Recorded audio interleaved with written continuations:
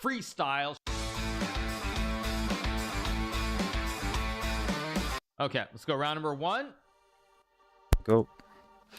All right, let's get it, yo.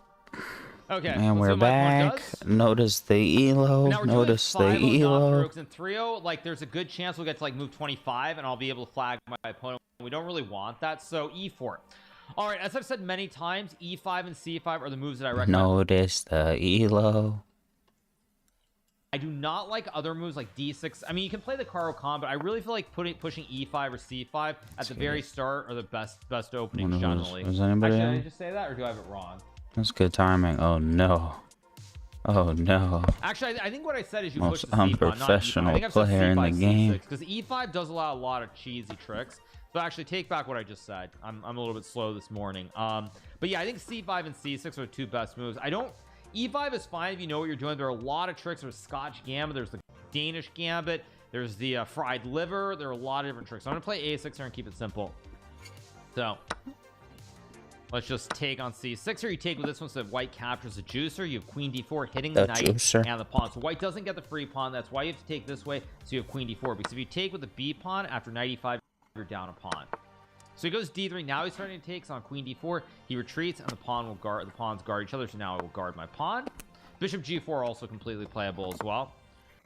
Let's finish our development. I'm going to go knight f6 and castles here. Normally I'd play knight e7, but not normally, but most times as a beginner, you put your knights on f6 and c6 or c3 and f3. Probably 95% of the time, which is why I'm going to do it here. We will castle. Yeah. Get a4. I'm gonna go a5 here. The reason is just because I want to go b6 and create a chain. Not necessary, but I do have a square on b4 since they push. I'm gonna go h6, stop bishop g5, and create the look for the king. Let's go rook e8. I just don't really want him going here, so it's multi-purpose. Stop the pin, but also create the square for the king. Now he goes b3, so he's got a very solid classic flying v pawn structure. I do have the two b's though, so since he didn't go h3, I'm gonna now pin the knight on f3.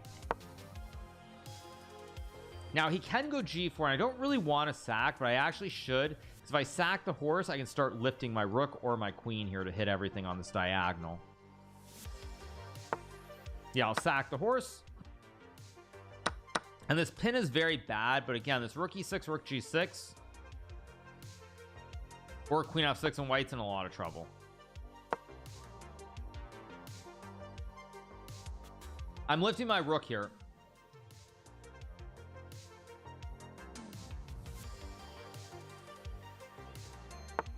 Goes here. Okay, let's lift the rook, put pressure on this file here towards the white king on g1.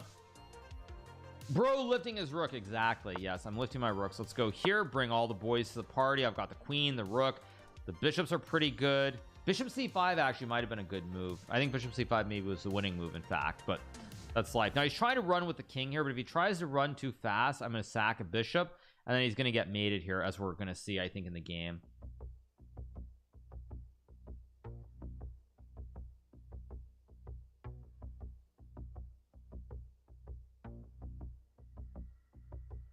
So, all right, you guys, it goes knight h4. Now this move would be good if my queen couldn't capture the horse. It would be a great move. What he should have played here was knight to h2 to hit the bishop, because then the queen covers the square, and he's trying to run with the king and do a bomb cloud, and once the king is loose, white is fine. But he plays knight h4. Now I take the horse, and he still can't escape. Bishop covers. I'm threatening mate in one with queen h1. Now all my pieces are very harmonious. Goes f3. This might actually stop me from the mate. If he gets the king free, there's no mate. So what I'm going to do is I'm going to go here, try to stop him from escaping. I've got bishop h3 check. I've got rook g1 ladders. Goes queen g1, but now I check him, and now the king can't escape. No squares. He has to block, and then I eat the queen, and it's checkmate. No, he played fine. Arena King starts in a little over 1 hour. Yes, little over 1 hour, you guys. So, okay, game number 2, he plays d4. Now against d4, symmetrical is fine. I think I actually generally like more knight f6 to e6, primarily because white can play the London system, and once you put the pawn on d5, there's a lot less flexibility in terms of pawn thrusting. So he goes c4. I'll play e6. Actually, pawn thrusting sounds a little bit dirty, but anyway, let's play e6. How can I play this? I know what you mean. Have I covered Danish stuff? What do you mean cover it? Can I go e6? Now he plays a3, so I can't develop the bishop naturally like I would like to. Normally you put the bishop on b4 in a lot of these systems, but he stops me. So now I'm going to go d5, and I want to put the bishop on d6 and create a wooden shield in the middle of the board, because now everything is guarding each other, and I've got the nice wooden shield here to hit everything. The wooden shield looks pretty good. Let's go c6, create the classic connect 3 here. This, of course, is the classic Carlsbad structure, named after Carlsbad, California, the great city in the US. This structure occurs in many openings. It can occur in the London system. It can occur in the Karo Khan. It can occur out of the Nimzo Indian, I believe. And it can occur out of Queen's Gambit Decline most prominently. Let's castle here. Did I ever watch Stranger Things? I did. Yeah, let's go here in Rook E8 and Knight F8. I gotta go Rook E8 here. This is a very, very deep positional game. Have I ever thought about how scary I look from the opponent's perspective? Fun fact, you guys, if you want a little bit of a hot take, I'll give you a very mild hot take. But you guys probably have noticed that Levy has installed some plugins so he doesn't see the opponent's names. Knowing who your opponent is very much a huge psychological part of the game. I think, for example, if Fabiano, myself, and Nepo were playing in just a Blitz tournament online, over the board, not possible, of course, but online, and we had no idea that we were playing against Magnus Carlsen, I think all of us would do better because we wouldn't know we're playing Magnus. So the psychological aspect is a huge thing, and of course my opponents are scared.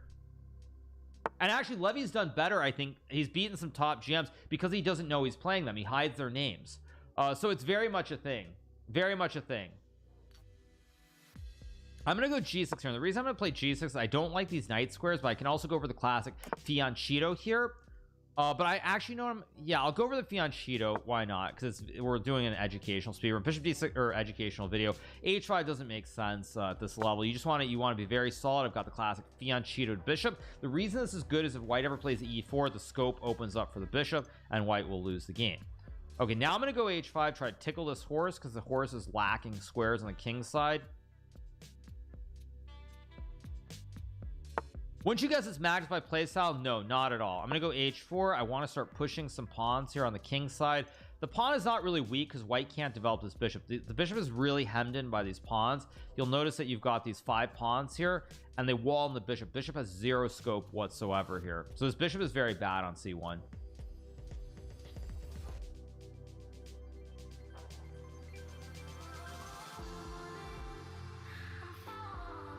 Does not caring who your opponents also have your psych? Yeah, but you can't not care. Like, if you get paired against a top GM, you're going to know it. Now, g3 creates some weaknesses around the king. White, however, does not have a fianchettoed bishop on g2. So I'm going to move my knight. If he takes, I'm going to go knight g4 and then queen h4. If not, maybe bishop h3, maybe h3. But his king is very, very loose here, specifically because he's missing the fianchettoed bishop.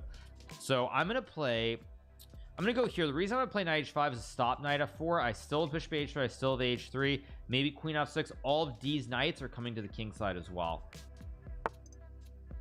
Okay, I'll take. He takes. He can't take this way because then he would lose the juicer on d4. But now something bad should happen. Maybe not, actually. I think I'm going to go here first. I'm going to attack the central pawn base. There's a big threat on the scope diagonal. I have knight e6 to overpress him. And then I can start playing on the king side. I don't have to rush my idea. Goes knight e2. Okay, now I'm going to tickle the rook. And I think I'm going to go queen d7 and try to checkmate him with the classic lolly checkmate on g2. Go here. Here comes the lolly. I'm threatening queen g4 and queen g2 because his king is very naked. Let's see what he does. He plays f3. Good move, by the way. But now I'm going to take this pawn, and something bad is going to happen here. All my pieces are very well coordinated. Let's go knight e6 here. My mouse glitched there for a second. Let's go knight e6.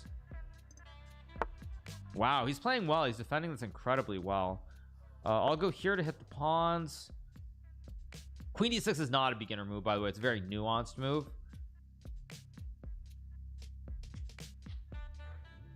What opening do I suggest for low-rated players? Which color, white or black? Let's take.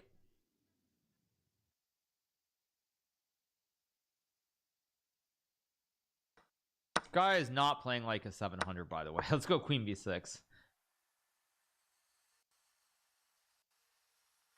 This is a new account. He's not playing like a GM, but he's definitely playing like someone who's not 700.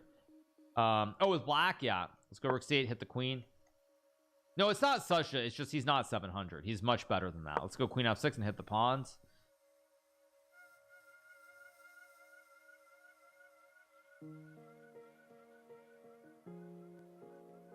So with black, what would I recommend? Against e4, I think you have to push the c pawn traditionally. I think c5 or c6. Against d4, I would play knight f6 is what I would suggest. Let's trade the bishops. This is a free pawn. Now I'm gonna try to lolly him again on g2 with h3.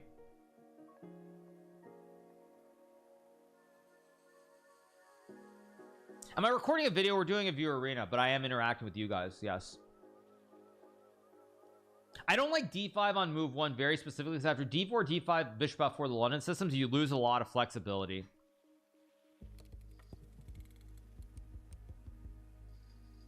Can I wish Lily Carizzi? Oh yeah, happy birthday Lily Carizzi. He might be watching, so he might actually see what I'm saying. Yeah, he's probably watching. Yeah, he's probably watching. That's true. I'm gonna go rook c2, create the classic kebab on the second rank. He's definitely watching because now he's offering 20 draws. And I can maybe get Castle Mania on the second rank with rook e2 as well. Also, he can't cut me off because I'm attacking the square with both the queen and the rook. Goes rook f2. Good move, by the way. I'm gonna go rook e2. This is not the best move. I'm gonna play it anyway because I really want to showcase the power of the classic kebab on the second rank. Rook f1. Okay, I'm gonna go h3. Now I'm threatening to lolly him with like a queen g5, queen g2.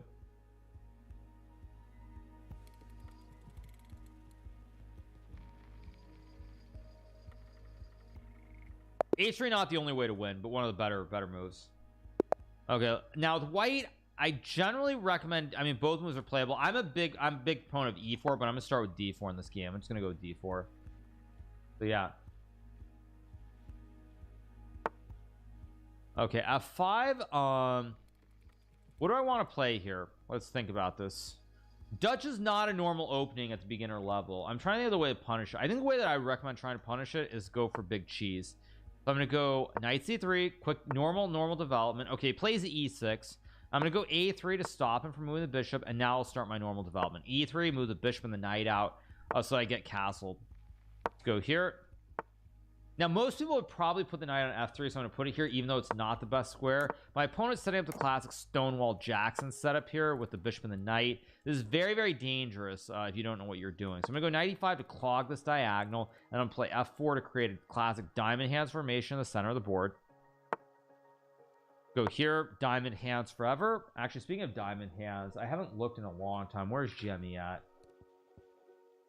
2131. I haven't looked at the balance sheet. I think they've got something like, I think they've got more than 5 billion in cash at this point. Have I heard of the freestyle chest? Yeah, I mean, I'm going to tell you guys about the freestyle chest. That was supposed to be me, but let's just say there are issues. There are a lot of things I'm very skeptical about involving the whole Fisher random freestyle, whatever insane name they come up with.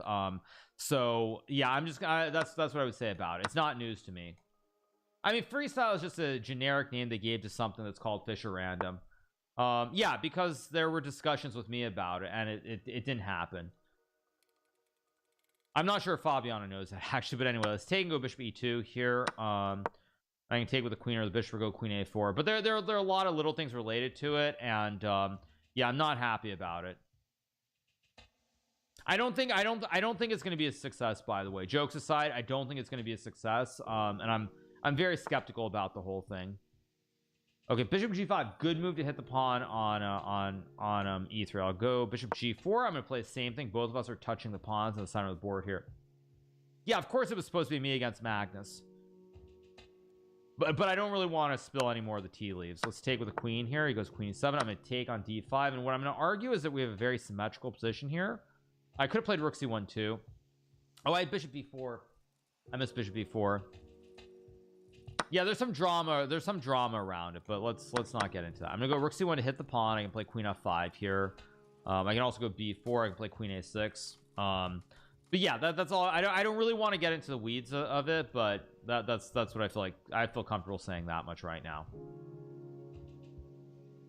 I would say also, I mean, having heard the stuff about like just in general, like I think the notion, I think people miss miss a couple of key points about it as well. I think what I would say is that, I mean, trying to create, I think the thing that gives the biggest reason that chess is so successful overall is, by the way, I'm not actually better in this game. This guy's 2251. No wonder I'm not better. He's not 700 like I thought he was. Okay, let's take. He's gonna take, and now it's actually, I have to come up with moves.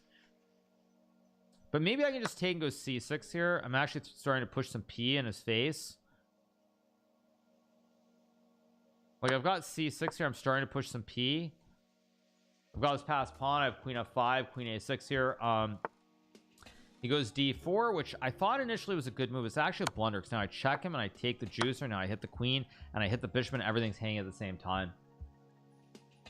So but I think what's being missed with the whole thing is, at the end of the day, the reality is, the thing that makes chess so exciting is the history around it. You've got these great opening names, you have these great players, you know, long illustrious history of chess is what makes it so great. And Fischer Random has none of that whatsoever. And I frankly think outside of the elite level, i.e. 2700 plus, you have no issue with draws or anything else in chess. And I think it's just you're trying to cater to an audience that is not going to really understand it or be interested. So I'm going to hit the queen here. I'm going to trade the juicers and then go d5, use my 2 pawns here on the center of the board and win the game. Have I fixed the painting? No, I've not fixed the painting. It's still sitting on my, it's sitting on my shelf right over there. So okay, it goes queen g4. I'll just trade the bishops. I'm gonna go queen e6 to hit the rook. I can play d5 here. I'm doing well.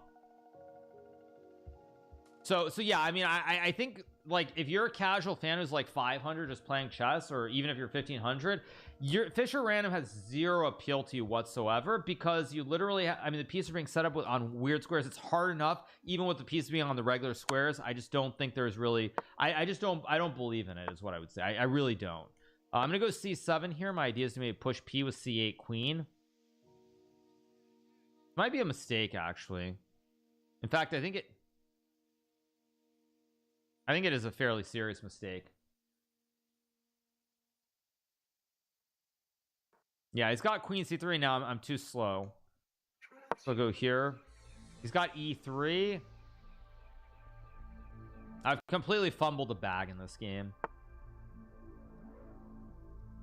I mean, I guess I'll go d5 with the maybe I didn't fumble, because e2 I can go rook g1, and I'm still pushing both my p up. My p is still going up the board here.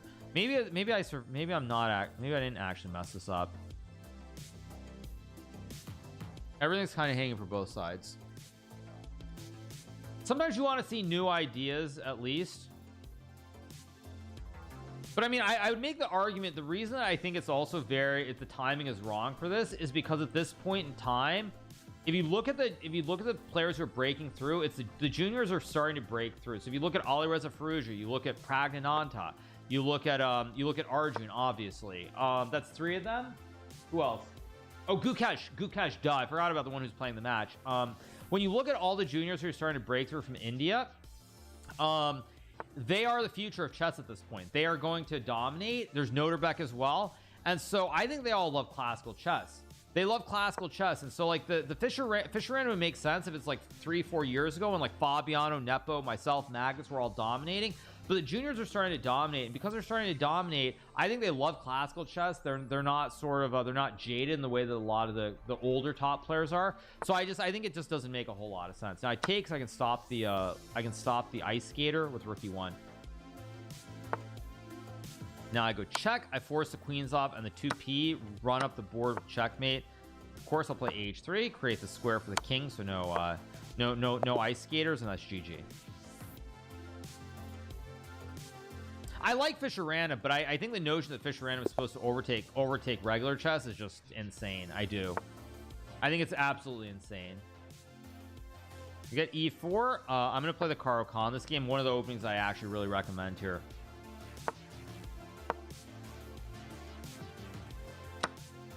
Take. Why do I call it the ice skater, not the back rank checkmate? Because Felix Longjell coined that term. Let's go here, develop the knight. I want to put the bishop outside and then play e6. I'll go here. I want to play e6. I could have played e6 here. It's actually at a higher level, a better move, but I don't want to wall the bishop in behind this pawn chain with no scope. So now I want to go here, and now the bishop is outside of the chain. See, the bishop has massive scope on f5.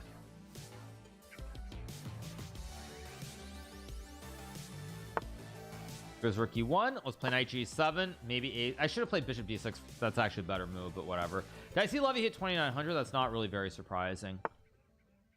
Honestly, I'm surprised Levy never hit it before, because I mean he could very easily farm people and get to that rating very easily. Let's just take and go bishop d6.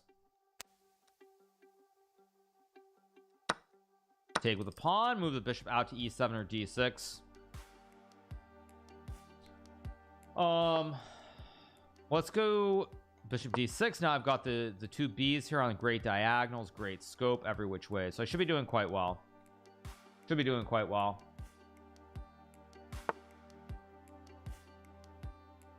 Goes h3. Let's castrol the king out of the middle of the board. Okay,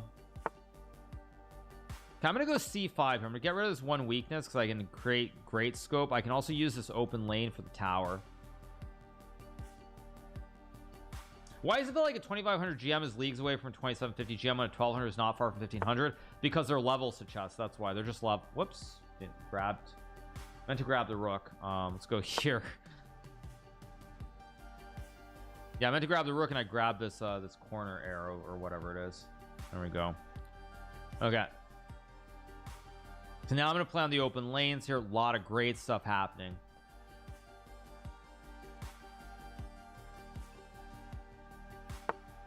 What do you think about Speed Chess Championship being in person? I don't really have a problem with it, but I think if you're going to do it, just do the whole thing in person or the whole thing online. I'm going to go c4, and the reason I'm going to play c4 is because even though I could take here, after takes, there might be some problems on this diagonal. Whereas after c4, now the bishop is just dead. The knight and the pawn are both in the way of the scope, and I'm still pressuring him on this file. I have bishop b4 as well, and it's a very hard position to play. I mean, they're levels 1200 and 1500. The understanding is very minimal. It's very basic stuff that's different. But 2500 and 2750, it's a plethora of things. It's the opening knowledge. It's the end game knowledge. The knowing where to place pieces in the middle game. There are a lot of these things. Now there's big pressure here. Would I prefer SEC to be in person or online? I don't really care what it is, but do the whole thing either in person or online. Don't try and do it like 3 matches online and then have it in person at the end. Goes queen d2. Okay, now I'm going to pin the knight, and now there's big trouble for white. Big trouble. There's queen c7, rook c8, a legendary triple stack incoming. I was in Paris for the event. The room was hot. Yeah, actually, I should have asked for a fan when I was playing Ali Reza, because I started sweating at some point during that match, and I didn't. Magus did, and then, of course, after seeing Magus do it, I asked for one for the second match. But yeah. Go here, maybe rook c8. Oh my goodness, my mic has been off this whole time. I gotta remember. No, what I'm saying is you do the whole thing in person, the whole thing online. I think trying to split it up is stupid. Miss me sounding like an idiot. Maybe you're misunderstanding what I'm saying. I'm saying that you should do the whole thing one or the other. You should not split you guys gotta tell me too. Like, you gotta be like, oh, we can't hear you. In person over the course of please. I know all the big ones. Yeah, they're like, you're muted, dummy. I mean, you can hold the dummy, but I mean, it is. Do it all in person, do it all online. Like, do it in like 4 days. I'm gonna take don't know that I'm muted. All these pieces. Let's trade now. I have a rook for a bishop, so I really want to trade off the materials here. So I'm gonna go queen c3, try to force the last big piece. That is technically a dumb thing to do. Eat everything and win the game. Let's take.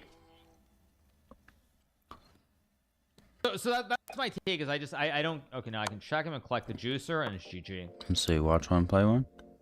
Yep. Yeah, I mean, well, the reason that I said that is because the end of my career is coming up. The end of my career is in the not so distant future. That's why. So obviously for me, it's nice to see something happen. Who wants to watch their friend play? Because like, of course, everything online is great. Don't get me wrong, but when you actually see the support, it's different. Sag,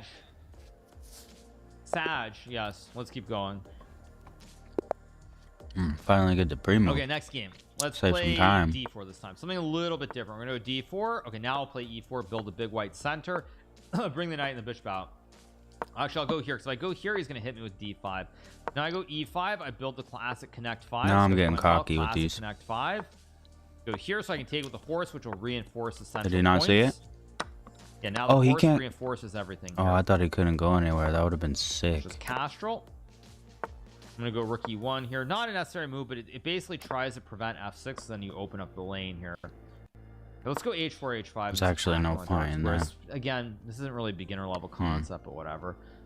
I'll go h5 anyway. If he takes, I have knight g5 and I steamroll him on the king side. I'll go g4, kick the knight back.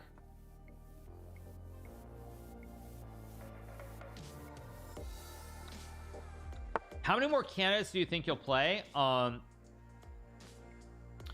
depends how many I qualify for. Now I'm gonna play a weird move. I forget how. Really I'm gonna go, or no, maybe not. I forget how castling works. I was worried about this and queen b2, but now I'm not so worried. Where did that guy? Oh ho ho! Sniper game. Okay. I have watched some baseball. Obviously, I have. Actually, yeah, I have. Let me get this one. Oh, but if I put a cap on, I actually no. If I put a cap on, I can't have headphones on. Okay, I'm gonna go here in queen h2. But I'll put a cap on for a minute. Where's my cap?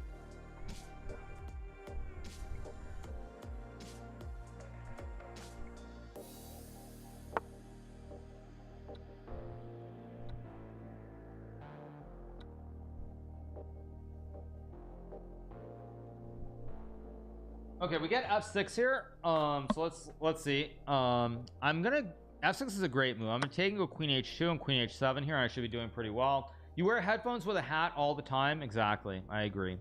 Okay, so I'm gonna play queen h2 here and maybe queen h7 and go from there. I don't think my no, I think these are at max length, aren't they? The dangerous pre-move right here. I have no idea. Actually, I can still do it. Yeah, let's go queen h2. But I do want to apply h7. pressure. Actually, I can do it. Yeah, it's still fine. Come on, feel it. Yeah. Is he gonna miss? Take the pawn at h2. I guess I'm the only one that jumps to conclusions like that, huh? And go from there. What's your advice for people stuck in low elo? I don't understand the question. But let's keep going.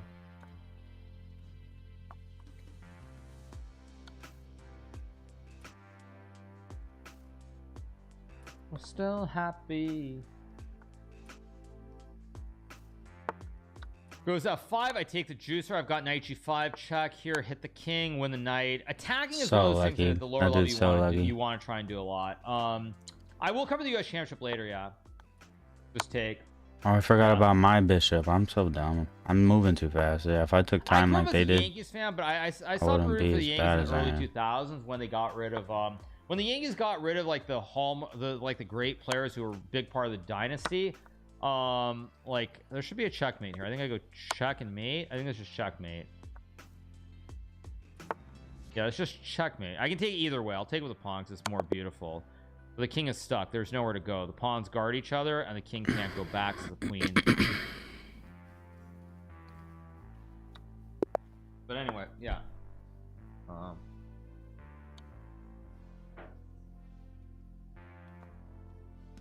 Okay, it goes e4. I'll play the Caro-Kann again. I think it's one of the best things. Damn. I stopped rooting for the Yankees around like 2001, 2002-ish when they when they got rid of when Paul O'Neill retired and they got rid of Tino Martinez. They got rid of Tino Martinez in favor of was it Jason Giambi? This is the fantasy variation, which is very dangerous, by the way. I'll play e6. I think it's one of the more solid approaches.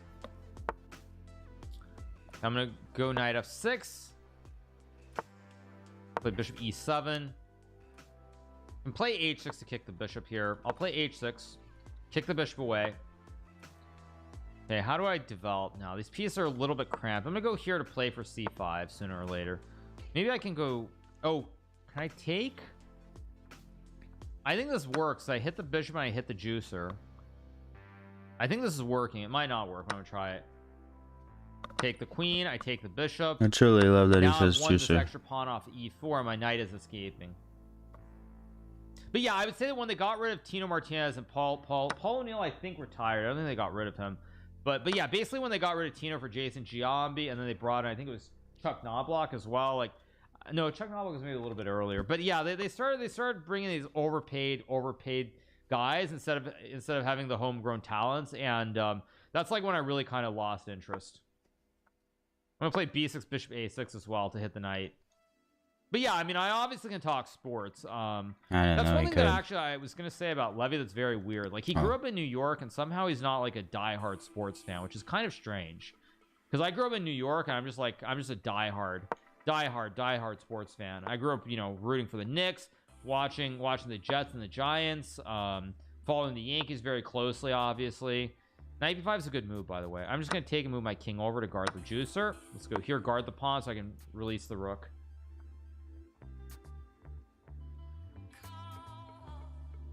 Giants suck though. Giants were great. Can I talk football? You mean American football, right? Yeah, if you want me to talk American football, of course Football Americano.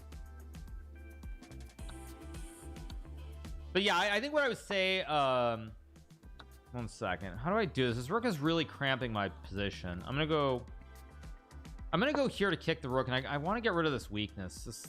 This is very annoying. I want to get rid of this pawn. Do I think Levy could hit 3,000? I mean, if he farms the right people, yes. In reality, though, no, I don't think he can get there. 3,000 is seriously high rated. Let's go knight c7 here. Now I'm up a pawn in this position. Just take maybe and go from there. Goes knight f1. Okay, now I think actually, do I want to go here or trade? I'm gonna go here to hit the pawn on d4. Knight e3. That's a free pawn. I'll just take. I can take on c3 here. This should be good. I guess I'll go knight d6, maybe knight c4 somewhere. Get rid of one more piece, because if you do the count, I've got 1, 2, 3, 4, 5, 6, 1, 2, 3, 4. Let's just take 2 extra pawns here in the center of the board. Should be very good. Let's trade the rooks. Extra pawns on the board. Extras. Let's go here. I don't want to let him get the kebab. Go here, support the pawn. I could take, I think I will take, because I have rook g8 to hit the pawn. And again, I'm simply up 3 pawns here, and he can't really guard everything. Take. Maybe rook c2. Hit the pawn on c3, and now I win the game. Do I watch Benjamin Bach on Twitch? I don't watch chess on Twitch. When I watch Twitch, there are only a handful of channels that I watch these days, and that's not one of them. I take, and now I've got so many pawns. I've got 4 extra juicers, and they're all connected too.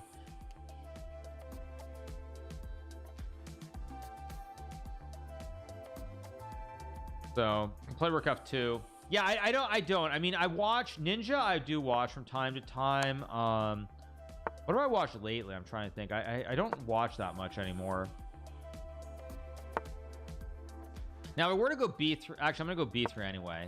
I'm threatening mate in 1, and now I go here. I'm gonna sack the pawn, because when I sack, I have rook to c2. Like, if he were to take, I sack, and I just push the 2p. And instead, he goes rook b8. Now it's checkmate. Just to show you guys what I mean. If he were to take, I go check, takes. And sure, I've given up 2 pawns, but now there are only 2 pawns up the board, and I win this quite easily. Sneeko, I don't even know who that is. Sorry. Let's play d4. I'm gonna play the England gambit, which is definitely not recommended, but you have to be very careful how you play this. I'm gonna go bishop f4 followed by e3.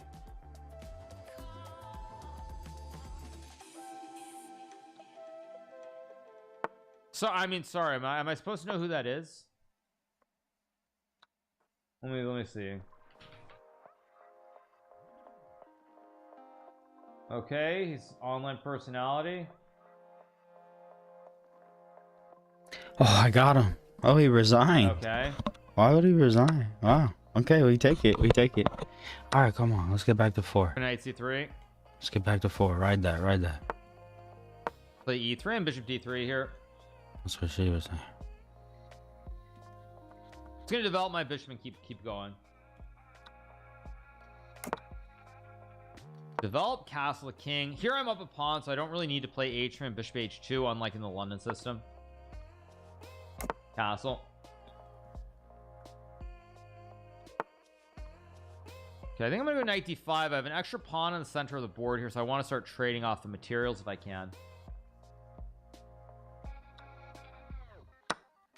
Is there any news on the cheating scandal? I have not heard any. Oops, there goes the bishop, and now I win the game. I've not heard anything more. I mean, I said my piece on the whole thing yesterday. I mean, It's really disappointing. I mean, that's the only thing that I can say. It's very, very disappointing. I saw there was a comment on my video. Someone was saying that El Divis, the Spanish commentator and streamer, that he basically, it sounded like he said a lot more about it, and it's basically like there's no doubt that he cheated. But I think, you know, I'm sure FIDE will probably release something whenever there's a decision made with probably all the evidence and everything else. But it doesn't look good. It doesn't look good. It doesn't look good at all.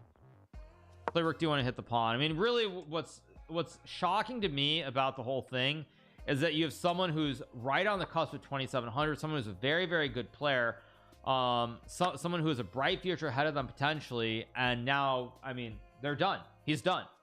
Assuming that the evidence is there and he actually did cheat, he's done. Like, he's just flat out done. Let's go rook c6. Like, he'll never get an invite again to a tournament. It's huge. That was huge. Daniel thought it was unbelievable, the method he used. I mean, you have to be kind of brain dead to do that, in my opinion. But I've always said chess players aren't really the brightest tools, and they're not the bright. Everybody assumes they're geniuses. Chess players are not geniuses. I'm playing h4 first of all. I create the look for the king, and I can also hook with knight g5 to go for the checkmate here. No, I think he'll suffer forever. I don't think he's going to get invites, period. A good example was Sebastian Feller, the French player who was Sebastian Feller was a French grandmaster around like 2670 2680, I think it was, and he was caught cheating in the chess Olympiad, I believe in 2010 if I remember correctly, and his career never recovered. He actually played a few tournaments afterwards. That's Botez Gambit. He played a few tournaments afterwards, but he never improved. He never got invites, and his career never came back in the same way.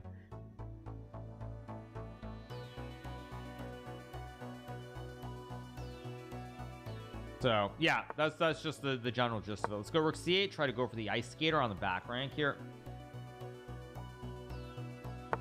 Shit. Fuck, I always do that. I always make that mistake. What, he played rook f8? Okay, I will go bishop d6, bishop d6 here.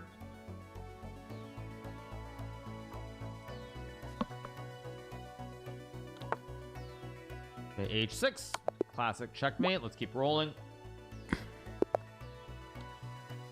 I don't know. I mean, I would say though, I think in general, it's the end. It's the end of the road for him. Assuming, you know, we'll see what FIDE and Fede say if there's any evidence. Let's play a London system here in honor of all the London enjoyers out there.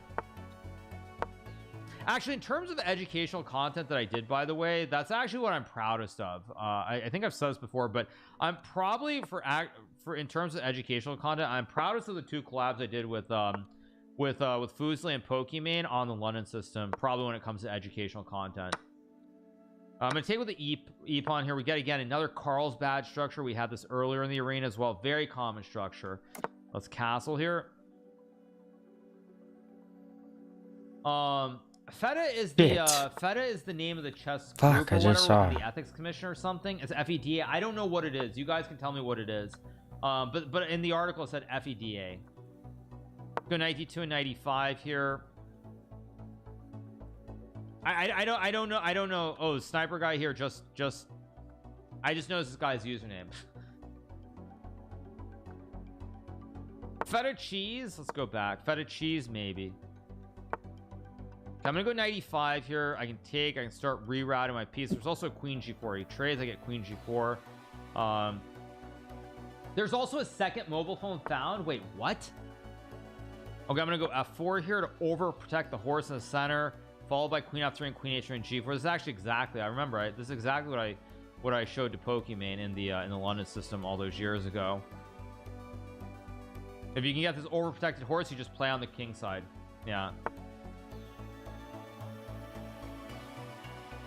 Let's go queen f3. Fede is the Spanish Chess Federation, Federación Española de Ajedrez. Okay, fair enough. Ah, dang it, I'm right there. I'm always right there. So this guy is showing some good understanding. I'm always right there.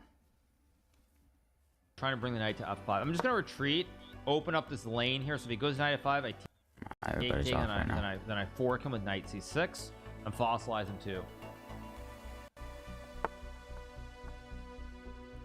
I'm gonna go rook c1. The reason I'm gonna do this in case he gets some idea of castling, I'm gonna blast him on the c file now. because all the pieces now are on the right squares. I'll go b3. I don't want to hang a juicer. Also, if he takes now, I take, and he loses the game because of the fossil. Let's go. I'm gonna go here, and the reason I'm gonna go here is if he takes, I have another fossil with knight c4 to hit the bishop.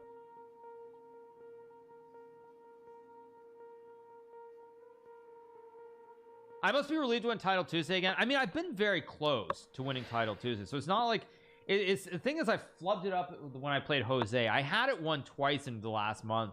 I flubbed up that last game against Jose where if I even draw, but I was trying so hard to win, of course, if I even draw that game, I win Title Tuesday. And then there was a horrible one from London last week or 2 weeks ago where I drew the final game against Bortnick and I should have beaten him. If I beat him, I would have won. So I should have won both those Title Tuesdays.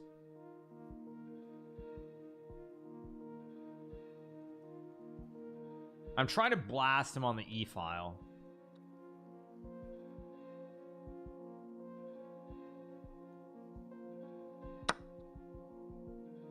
Ederico Martin says there were 2 phones found at the championship. The second one is a Motorola with no SIM card. This afternoon, the police will intervene to find the actual owner. If it is Shevchenko or a person actually close to him, all will be easy. But if it is of another participant, the complication will be major.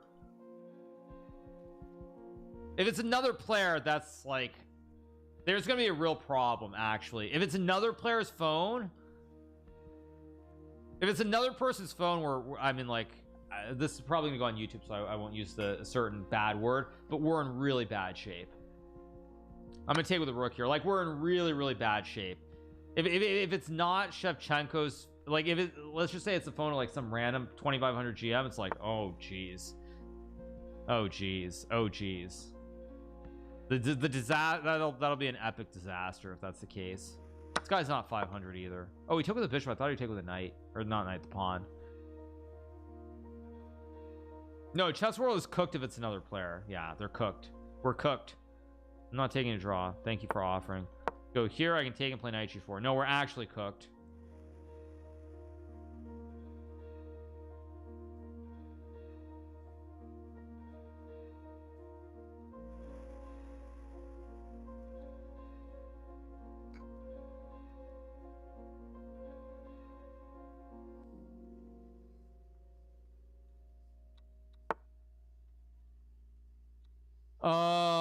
I will play rook e1 here, line up the double stack. This guy's not 500, by the way, at all. Not even close.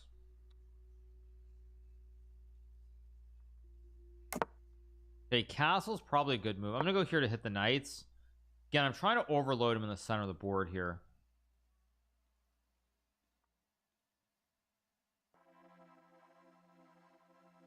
Okay, let's go knight f5. Try to over pressure him. I mean, everything is kind of collapsing here.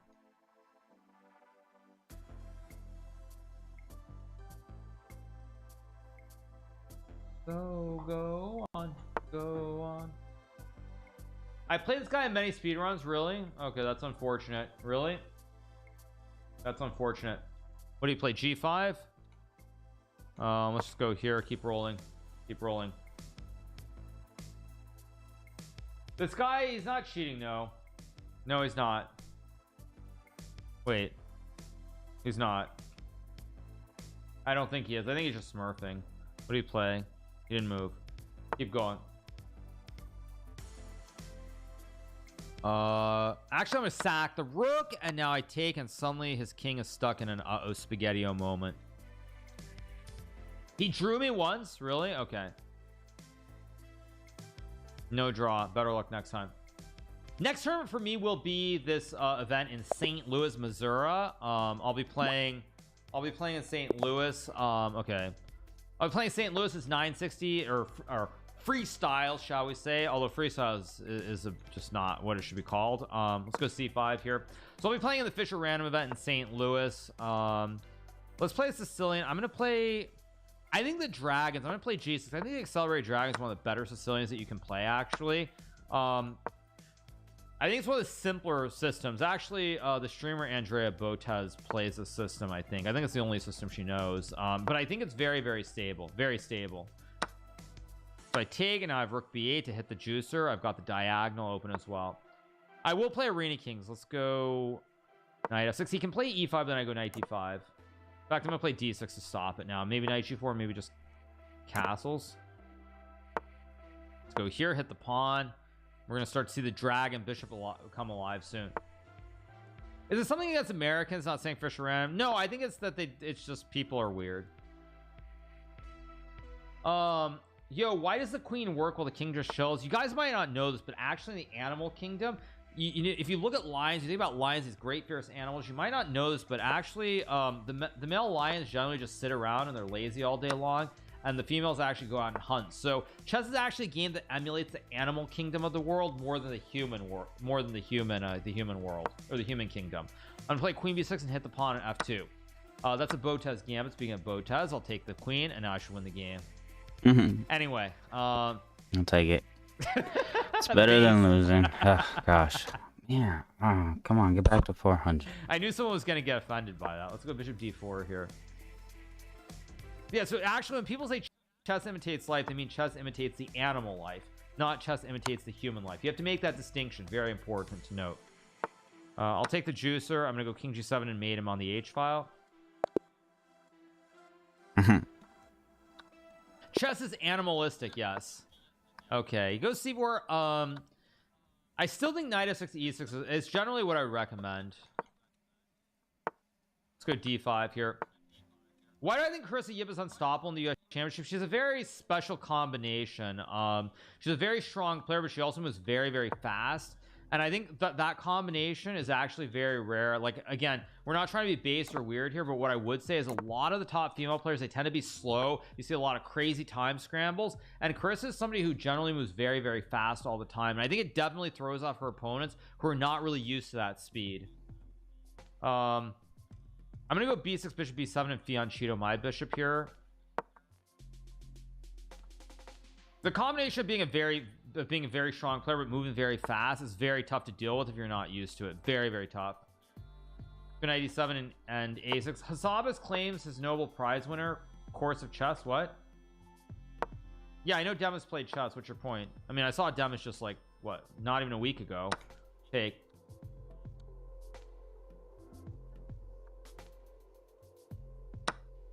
Takes. Okay, I guess I'll take. I'm wondering if I can grab this pawn. If I grab the juicer here, takes queen d4, takes queen d4. He's lining up the double A batter and hitting everything, but I have knight f6. I think I can get away with it here. Knight f6 guards and cuts off the double A battery threat. But I don't actually fault him for finance. I actually think it's a good concept. Oh, at lower level this would work. I think I had them all. Also, I think I was definitely annoying. That's gonna be a tactic for me. I just gotta think the pre-moves can be dangerous. It's just dangerous for my brain because I don't know how to think.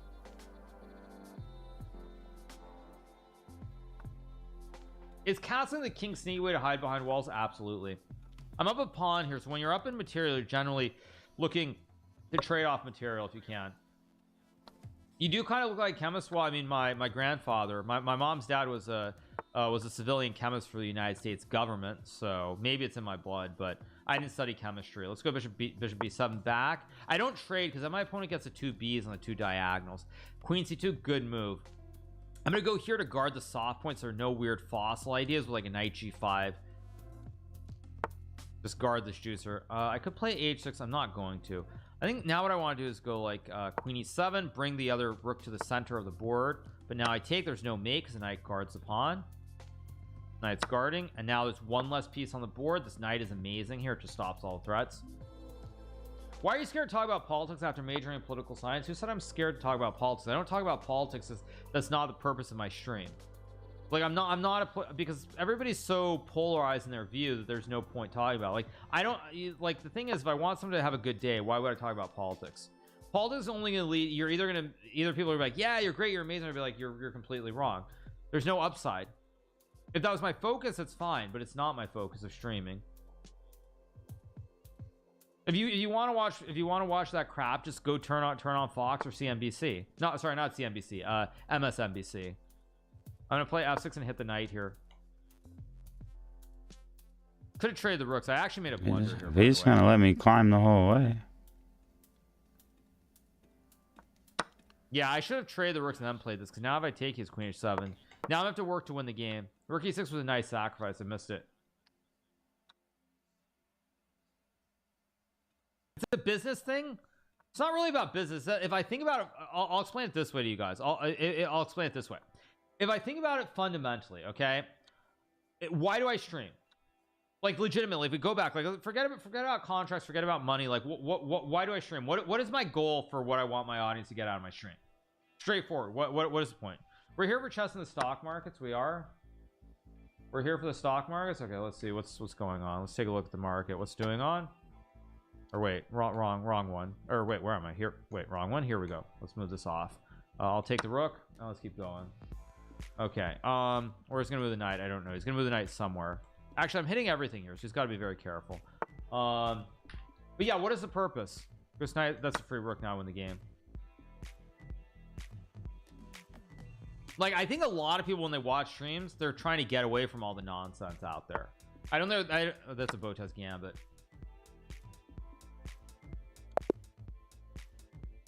Well, let's keep going. Next game. Yeah, like I don't think people watch stream. I don't think they turn on Twitch or Kick or whatever or YouTube because they want to see politics. I think if they want politics, they're going to literally turn on the classic old normal television. Okay, let's play knight f3. Knight c3 is what I played when I was younger, but I think playing just open Sicilians, very open positions, open diagonals. Let's play bishop c4 is what you want to do. What about Hassan? Well, that's his focus. His focus is politics. If you turn on his stream, you're going there expecting to get a full dose of politics. Like if you go to Hassan's stream, you know that's what you're getting. So it means you actually want that. That's the point.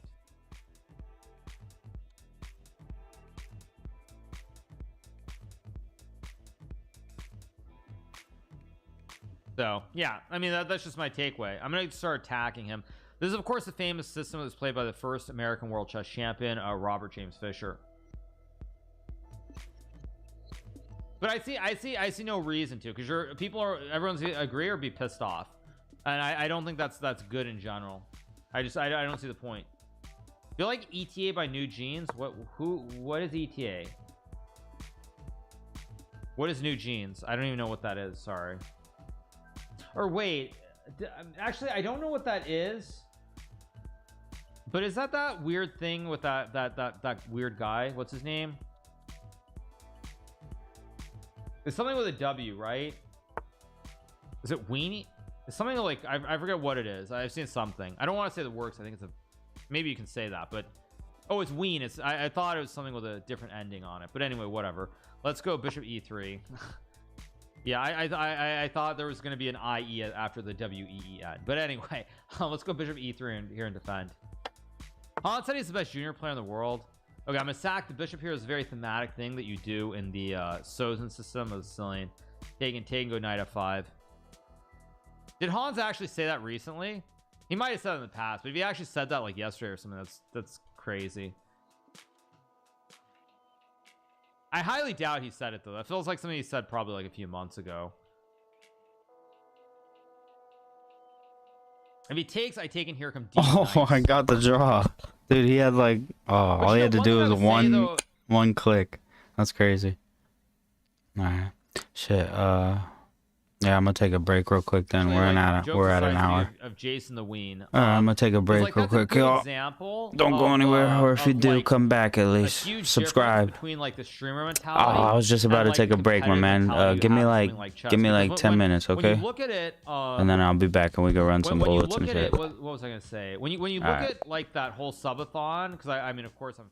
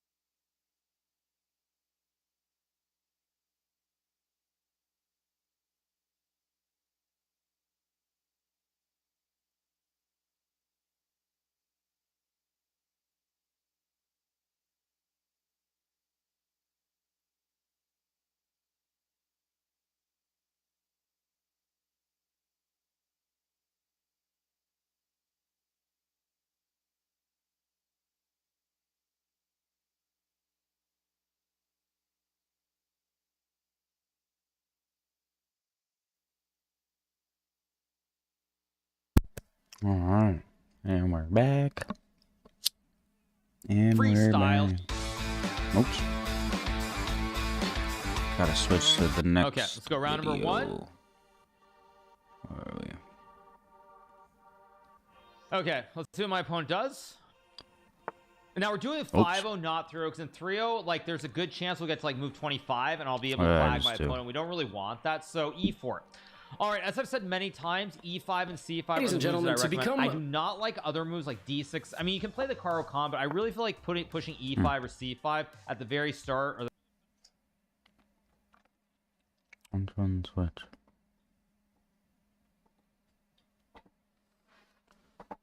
Ladies and gentlemen, in today's video, I'm going to be teaching you how to play one of the most annoying chess openings in existence, and it is called the Catalan. Now, I should say, this opening is played at the absolute... Ladies and gentlemen, to become one of the greatest chess players of all time, all elements of your game, the opening, the middle game, the end game, tactics, strategy, have to be complete. Even when I have everything set up, I mess it up. The end game is oftentimes the difference between a win, a loss, or a draw. Frequently, when the game is in its 4th, 5th, even 6th hour, when it's at 50 moves, 60 moves, 70 moves, even sometimes up to 100 moves, and players have given up on the position or their endurance is fading, Magnus is fighting on for every half a point, for every 0.1 to 0.5 of an advantage, and trying to find answers in positions where even engines might not see them. And in this video, I have selected 8 of potentially hundreds of games over the course of his career that I think stand out. I've included some games that he's played online, most of the games that he's played offline, high stakes or just for fun, and I'm going to take you through them, timestamps on the video player. Here we go. Our first example, he's playing against Timur Rajab of the years 2013, and he's actually not yet a world champion. He's #1 in the world, Magnus Carlsen, but he's playing at the candidates and playing one of the best players in the world. This is the current position. It's move 28. Objectively speaking, this position is equal, but throughout this video, you're going to learn certain terms that you need to keep in mind for the endgame in particular, and certain concepts that overlap. Obviously, the pieces are super important. The structure of the pawns is super important. So here, Magnus, with the black pieces, has these 4 pawns versus these 4 pawns. Magnus is slightly more overextended than his opponent. Of course, Rajabov does have the split C and A, which is a bit of a liability, but if you trade this B pawn for the A pawn like this C pawn will become a passer. Then you start comparing the quality of the pieces, particularly these two. Clearly in white's favor, the knight can jump to the middle, but more than anything else, you got to start looking around for what's defended and what's not defended. And black is pretty solid. If you get this rook all the way over here, that's very easy to protect. And if you get this rook all the way over here, it attacks nothing. So all endgames are determined by the pawn play, potential changes of the structure, certain trades of rooks, knights, bishops, or what it might be, and weaknesses, weak squares or weak pieces. So Magnus immediately offers a trade of knights to make it AC-AC in terms of the structure, where his bishop actually might even be slightly better than Timur's because they both stare at a pawn, but black is the aggressor, right? So Magnus, throughout this game, seemed like he was getting mildly tortured. Like for the next 10 moves, I mean, Rajabov is just bringing his king. They freeze up the structure over here on the king side. Watch, the structure gets frozen as the pieces shuffle right there. Frozen structure, those pawns aren't going anywhere. In fact, Magnus with the light squared bishop might not even like the fact that all his pawns are on light squares, because this bishop could sneak around and get to them, but he's cognizant of that fact. And it looks like only Rajabov can be really playing this position for a win as he's making Magnus's pawns slightly move forward. And then the critical move comes around move 47, 48, right here, when Magnus offers a trade of rooks on b7. Now, Timur can continue to dance around. But he must have not liked something. For example, he's like, if I just play rook to a8, maybe in the future Magnus will somehow put some pressure on this pawn. I don't know. So let me just trade these rooks, okay? Let me get down to this position. Still, knight bishop 6, relatively close position. So what does Magnus do? Well, he brings his king to the middle, slides the bishop out of the way of the knight, so we cannot have that trade any longer. But this bishop permanently supports this and pressures this. Knight goes back to b3, let's centralize our king, and let's utilize a flank pawn advance to take away squares from your king, and potentially your knight, and potentially to even poke at your knight later on down the line. We're just instigating a little bit. Bishop e2. All right, we're shuffling a little bit. Oh, this is my new idea. do you want to trade bishop for knight? Do you like that or not? Rajabov's like, nah, actually, I'm good. I don't want to trade. Okay. Bishop comes back around. This knight has been kicked out of b3. And the constant concern for white is this trade good or bad for me? Like, I don't know. Magnus is posing this practical problem to his opponent throughout this game as he now shuffles the pieces around one more time. Now the knight is in the middle and the king is here, and c4 is under fire. In fact, it's under fire to the point that the only way white can defend against it is to give a check and kick the king out of the middle. And now Rajabov could play knight to d4. But king d6 and white slowly could run out of moves. And what I mean by that is if the knight goes back to b3, now Magnus uses that a-pawn. Like, Levy, I don't understand what's going on. Well, folks, now we have the exact same position we had, but c4 cannot be protected. That's the problem. c4 can't be protected now because I utilize my flank pawn advancement. The subtlety and the triangulation. You see, black's king can move on 3 squares. So in moving on 3 squares, white is being lulled into a state where he's going to overextend the position. So he's going to maybe play the knight to the middle and get caught, and now he's overextended. He can't go back to where he was, and that's it. Magnus is going to convert this game. So Rajabov himself plays a4, and oftentimes that's all Magnus needs. And now Magnus completely changes. Look, he's triangulating, right? Now he goes to c5. You say, Levy, nothing's changed. Oh, yes, it has. Oh, yes, it has. There is now a fresh weakness on a4, which Magnus made you question the defense of your position. And here, Timur sacrifices the pawn, the c-pawn completely, and Magnus plays king c7. You see, if Magnus took this, a5 falls, and then maybe a4 falls. But Magnus is like, no, we're going to do this on my terms. You're going to take on b6. I'm not letting you get away. This weakness is staying here. You're never getting my a-pawn. And watch, he takes, he plays king a6, moving into the line of sight, by the way, of this bishop. Knight a3, king b7. And if you analyze this with an engine, it's constantly going to yell, draw, draw, draw. These guys have no idea what they're doing. They're wasting their time. But Magnus slowly but surely transfers his pieces in at the right moment, even letting this pawn stand. Just completely stand. Playing knight d3, hits the king, hits the pawn. Of course, if bishop takes d3, this pawn is going to get through, so the white's knight is completely paralyzed. King goes back to d4, and a few moves later, bishop b5, paralysis, and that a-pawn is surviving. You still can't take it. Timur decides to sacrifice and try to get the knight over to win some pawns. That is a way to try to defend the position, but he's not fast enough. One pawn falls, but the other pawns are now held together by that bishop, which made it all the way around. And on move 89, by gluing it all together, Timur Rajabov resigned. Magnus Carlsen went on to win, and he won this candidates. Then he went on to win the World Championship. Let's go to example 2. Second example. His opponent, none other than Grandmaster Hikaru Nakamura, and you will see their usernames. So this is spaced out. This is not spaced out because that's not his legal name, but that's Magnus's online name. This is the Speed Chess Championship in 2018, the finals. And if you look at this position, you might quickly say, Levy, Hikaru's got a bishop. Magnus does not. What the hell is going on? This is from their first segment, 5-minute, 2-second bonus. So at this point around in the game, the players both are under a minute or right about a minute on the clock, but every time they make a move, they gain 2 seconds, so there's no dirty flagging. Now, Magnus has been down a piece for the majority of this game. He does have 2 pawns for it. He has 6 pawns versus 4, but this is falling, and then the pawn will sacrifice itself, and black will promote. I mean, there is no way you're going to hold this position. So Magnus, despite being material down, trades rooks, trades knights, offers a trade of knights to get queen and bishop versus queen. Hikaru instead is like, let's trade queens, homie. Let's trade queens, because I got a knight and a bishop. Magnus is like, I got him right where I want him. Because here's the thing. I have 2 pawns. Magnus, in a split second, has evaluated that this endgame is actually going to be really difficult for black to win. Really, oh, sorry, I hit my microphone. I don't know if that actually changed anything, but... So, Hikaru does take on g5, because that's the way to go. Knight c6. Now, knight c6 takes away the bishop retreat, and delays the knight from getting back. Like, you can go knight d4 here, but then I'm going to play b4, and taking this is a little bit suspicious. Just a little bit. I mean, you got to really be able to calculate the fact that bringing the bishop stops every pawn, and then my king running to the middle doesn't give me any practical problems. I mean, a4, a5, a6 very quickly comes in, you know, king f7, a5, king e6, a6, like it's close. It is a close race and tough to calculate all this in time trouble. So knight c6, king f7, here come the pawns. Here come the pawns. Bishop f2. Hikaru's doing everything correctly. everything. He's brought the bishop around. The pawn is going to sacrifice. The king is coming to the defense. So how on earth, b5, how on earth can Magnus possibly save this position? I mean, all he's doing is pushing pawns. Well, king goes back to c8, king b3, knight d4 check. Now he doesn't take.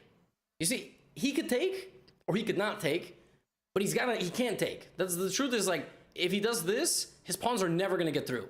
Now he's Magnus, so obviously he plays king to c4, king to b7, and rough. This is rough.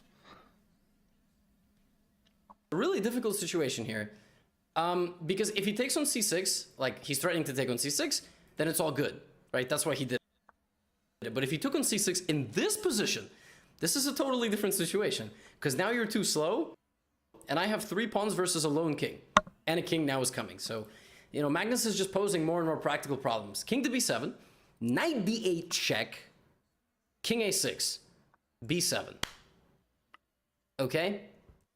King a7, a6. Now black has one move. One move in this position. Hikaru plays g5 because he doesn't see that white has any threat. White does have a threat.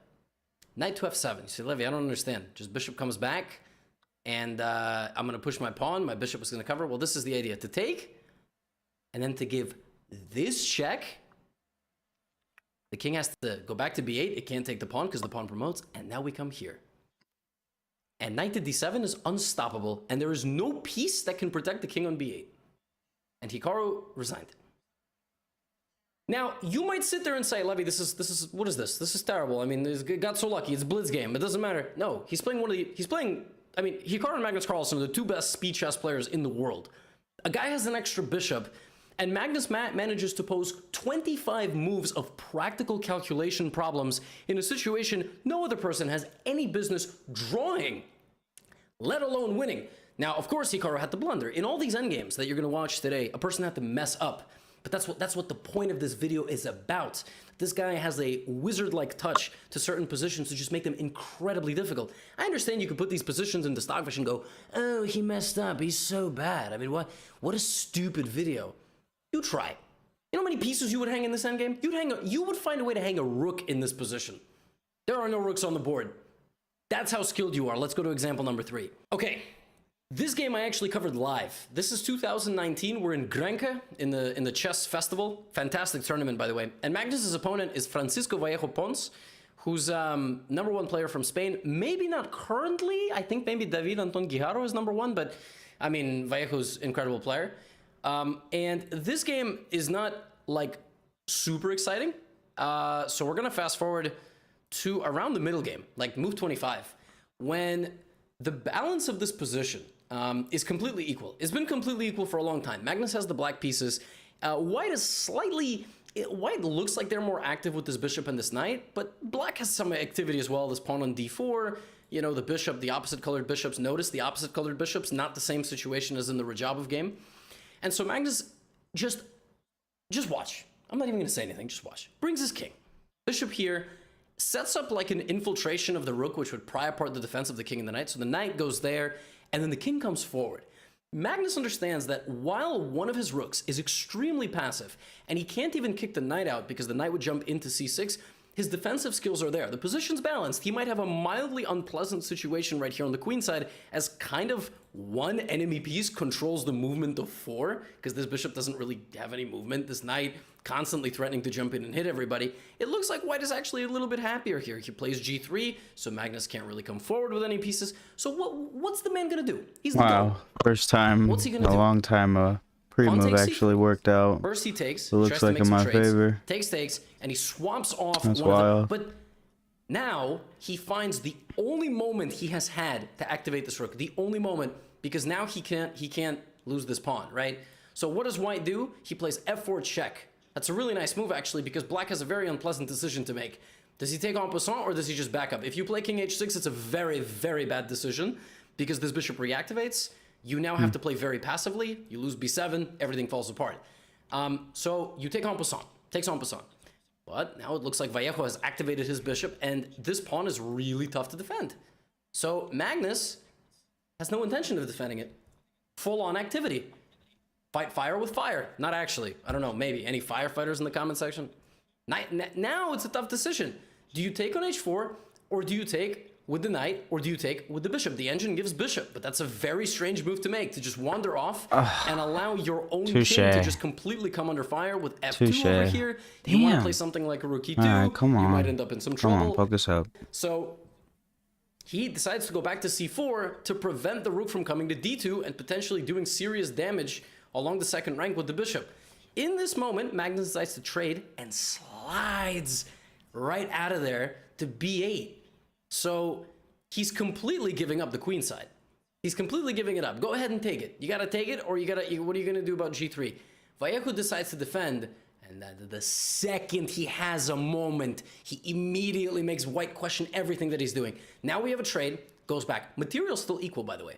I mean, all this momentum, it's still equal material, but now rook d2 check, king h3, rook d3, and we have a little bit of a transformation. Both queenside pawns fall, leaving the players with just rooks, knight, bishop, and a pawn each, and this move comes f4. Now we have a problem, because if you take, you lose your rook. It's a fork. If you don't take, what's going to happen to your, what's going to happen? Well, Vallejo finds a very interesting move here.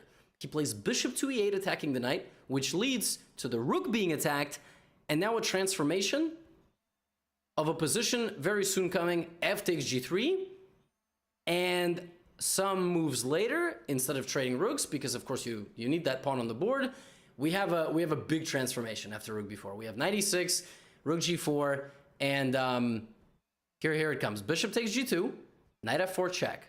So if you play king h2, you walk into this. If you play king here, you just lose the bishop for free. So Vallejo goes for this endgame. King bishop knight versus king rook bishop. Now, this is 6 pieces on the board, so something called a table base here gives a full evaluation, I believe, of a draw. It says that it would take black about 75 moves to win this position, which is not allowed, because there's a 50 move rule, no trades, and no advancements of pawns. There are no pawns. Well, this wouldn't be a Magnus Carlsen game if we didn't see how he did it. So he plays bishop back to b8. Now, this position is littered with so many different variations and possibilities. We're just going to watch how Magnus does it. Any one of white's moves now is a problem, and rook h8 is rook h2 is constantly being threatened, so the knight blocks the rook's path, the bishop slides forward. The king now comes back, okay? So king comes forward. The second you back up, I'm coming forward. You can't really move so easily. We slide over here, I give you a check, king goes to e1, bishop e3. I'm suffocating you. Where are your moves? King d1, all right, king g5, where are you going? Where are you going? Bishop e4, okay. Now I'm trying to bring my king, bishop f3. Now, this looks like black is making a lot of progress. It really does. Looks like he's making a lot of progress. So first, he cuts you off horizontally. Vertically. So the defense that you've been employing of shuffling your king isn't going to work so easily. I got to get your king out. The way you win this position is you make that king feel really, really sad on the back rank, and white runs out of defensive moves. So bishop to e4. Now king c4. Here comes the king. King f1. Rook here. Where's white going? If you go back to where you were, which looks very natural, I don't know, maybe you suffer something. Do you run away from your knight and then let this check happen? King h1. King to h1 is the only defense, because this check is a stalemate trap. Vallejo has to find a sacrifice of both his pieces and putting his king voluntarily to the corner, which is not so easy to do on move 66 of this game, probably 6 hours into it. He plays king to e1. How is Magnus going to make progress? You obviously don't want to play this. How does that make sense? Now the king is just going to go out this way. Or potentially into the line of fire again. I don't know. You're just going to repeat moves? So he does that. King d2. Check. I don't understand. Bishop e3. So what? Everything is defended. Or is it? Or is it? Knight c1 check. King to a3. Knight e2. Check. Here. And the killer. The rook all the way back. The silent move on a surface there's not even a threat, but white has no moves. If you move the knight, then this comes. So that's game over. If you move the bishop, this comes. I just slide all the way back. I've paralyzed your king. I pried the king apart from the other pieces. And unlike the other position where the king is lost in the corner, here you're in the corner of my bishop, which is the way you have to win this. You have to get the king in the corner of the bishop so it could be check. And And that's how Magnus did it. Let's go to example 4. Now we are in Riyadh, and Magnus is playing Vladimir Fedoseev, very strong grandmaster from Russia, in the World Rapid Championship. This is the 12th round, and it's been a pretty boring game thus far.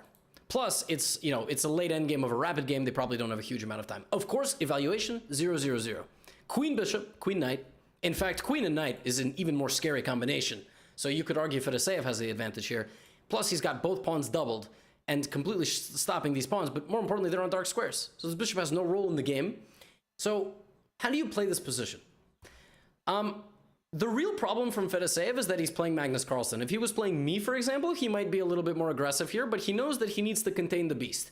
So Magnus throws out a pawn. Now, with pawns in endgames, you need to be very careful. If you play the f pawn forward, that is a massive mistake. Say, Levy, what? What's the difference? Well, you have a light-squared bishop. You're a lot weaker on the dark squares. So if white can create a blockade on dark squares, did I say you're weaker on dark squares? I think I said that. Bounce too. What's going to happen is white is going to play queen e3. Nobody's right, or play king f7. And then Saturday put a knight on night? e5. And then Maybe tomorrow. no one can fight that knight. And then the queen will run over here, and the king will completely terrible today. Oh, okay. Now you don't want to play, huh? When you're trash too. Because the light squared bishop can't participate. So Magnus understands that his structure needs to be a dark squared structure, to the point that as this game progresses and the players shuffle their pieces, not trading, and they could trade queens, but they're not doing it. They're trying to figure out what's going on. Look what Magnus does. This is Fedoseev's mistake number 1. Is he allowed this? Now, it's still equal. It's still very equal because both sides have a very weak king. Like if Fedoseev comes into c8, we could still play. He probably could draw this game. No, I thought you were already gone, bro. But he's got the knight. They got a little time. Let's see what happens. I thought you were already gone. Wait, I thought we weren't trading queens. That's funny. Of course, if you're a human, but he's like, I just started a game. See, man, dang it. Bad timing. A little shuffling, you know how it is. f4. Wait, why did Fedoseev do that? Well, Fedoseev played the move f4 because if he just plays knight c2, Magnus activates his king, and again, the mistake Fedoseev made, putting all his pawns on light squares. That's the mistake. He can't abandon those pawns. Like, if his knight ventures over here, and his king ventures too far forward, no one's going to be able to guard g2, h3, and then he's going to lose. So he's kind of a little bit more passive, but he's probably thinking he's fine because there's no way for Magnus to get in. His king can't eat his own bishop, and even if he could, that would be a really stupid decision, right? So he decides to play f4, and Magnus trades on his own terms. He's like, you take me. And I'm still constantly threatening bishop f1. So knight f3, bishop d5. Now I have a new threat. At some point, I could take this knight. Like this. I could take this knight, and now I'm winning. So I have a constant threat of now trading with you on my terms because your knight is guarding my entranceway into your position, right? So knight d4 check, and the bishop goes back to b7, king f5, and Fedoseev's like, let me get rid of one more of my weaknesses. Magnus is like, okay, cool, bishop c8.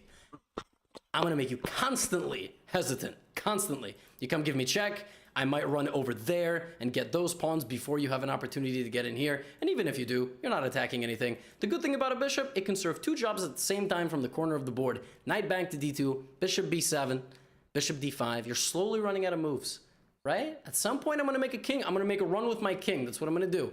I'm going to put my king on my bishop on the right square, and then I'm going to run with my king. Now, do you go back? What are you doing? You going to go back? Take my pawn. Go ahead, take my pawn. Okay, hi. Who's gonna protect your queenside pawns? Oh, nobody? Okay, well that's great. Now I have 2-on-1. And Fedoseev here has to find the right defensive schematic against Black's plan. Black's plan is as follows.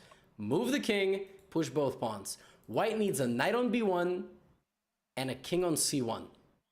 That is virtually impossible to figure out, probably with no time on the clock. The only way to draw this, king e3. And cocoon defense like this. That is the only way to draw because you stop a3 and the trade never works because you have an h-pawn. But Fedoseev, naturally, out of inertia, just slides his king forward. Right over to the next square instead of diagonally back. And now it's losing. Now this endgame is losing because of exactly this reason that knight b1 does not come with the defense of the knight. Knight e4, king d5. And Magnus uses his final remaining queenside pawn to break through, and the finish to this game is really something beautiful, because it really looks like Black has been completely thwarted, and as long as you sack this pawn, it's going to be stalemate. This position with knight on c2, bishop c2 will be stalemate as long as there's no pawn, right? Gotta be. It's gotta be. Here come... Oh, perfect. But you're playing Magnus. You're playing Magnus. You're playing Magnus. He's not going to stalemate you. He's going to run you out of moves. Knight c2, now I take. And if king d2, king b2. Bye-bye. It's very valiant of this knight to fight on to the bitter end on move 87, but it's game over. And that's how Magnus won this endgame. Let's go to example 5. This game happened like 6 days nobody ago. ever falls or for something it. Like that. Magnus versus Alireza Firouzja, Norway Chess 2021. This is a classical game, long time control game. It's been a pretty calm Ruy Lopez. And Alireza here activated his knight from the corner of the board. And Magnus said, oh gosh. He didn't actually say that. They were sitting in a quiet room, but he trades. How do I even get around that? Then he traded all the rooks. Now that is kind of surprising. How do I even get around that? And I'm embarrassed everybody saw that. Now you want to play. Anything but over. It's anything but over. Why? What have you learned so far from this video? Have you learned anything?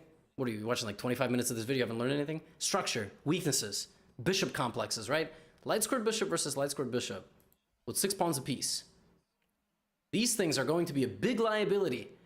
And the outside pass pawn pressure, the pressure over here to potentially trade the right way, Magnus is going to start putting some pressure. So first he plays f4, which is an important move.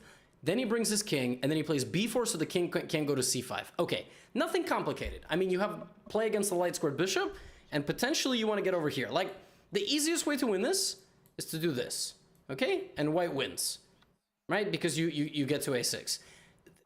In a nutshell, I mean, actually, in this particular case, maybe black is a little bit quick with counterplay, and you can get your bishop stuck, because this king gets here fast enough. But that, in a nutshell, is the problem for black. And for white, you'll defend this and make sure that you don't lose this pawn, right? So let's go back. Bishop d5 is a nice centralizing move. In fact, one would argue that black's bishop is significantly better than white's bishop. And one would actually argue correctly. But the problem is that this is such a liability, there's no easy way to defend it. Alireza plays the move h6. Because to Alireza, a perfect structure would revolve around g5. So for example, king e3, this is not good for Magnus. Now his 2 pawns are on light squares, just like those 2 pawns.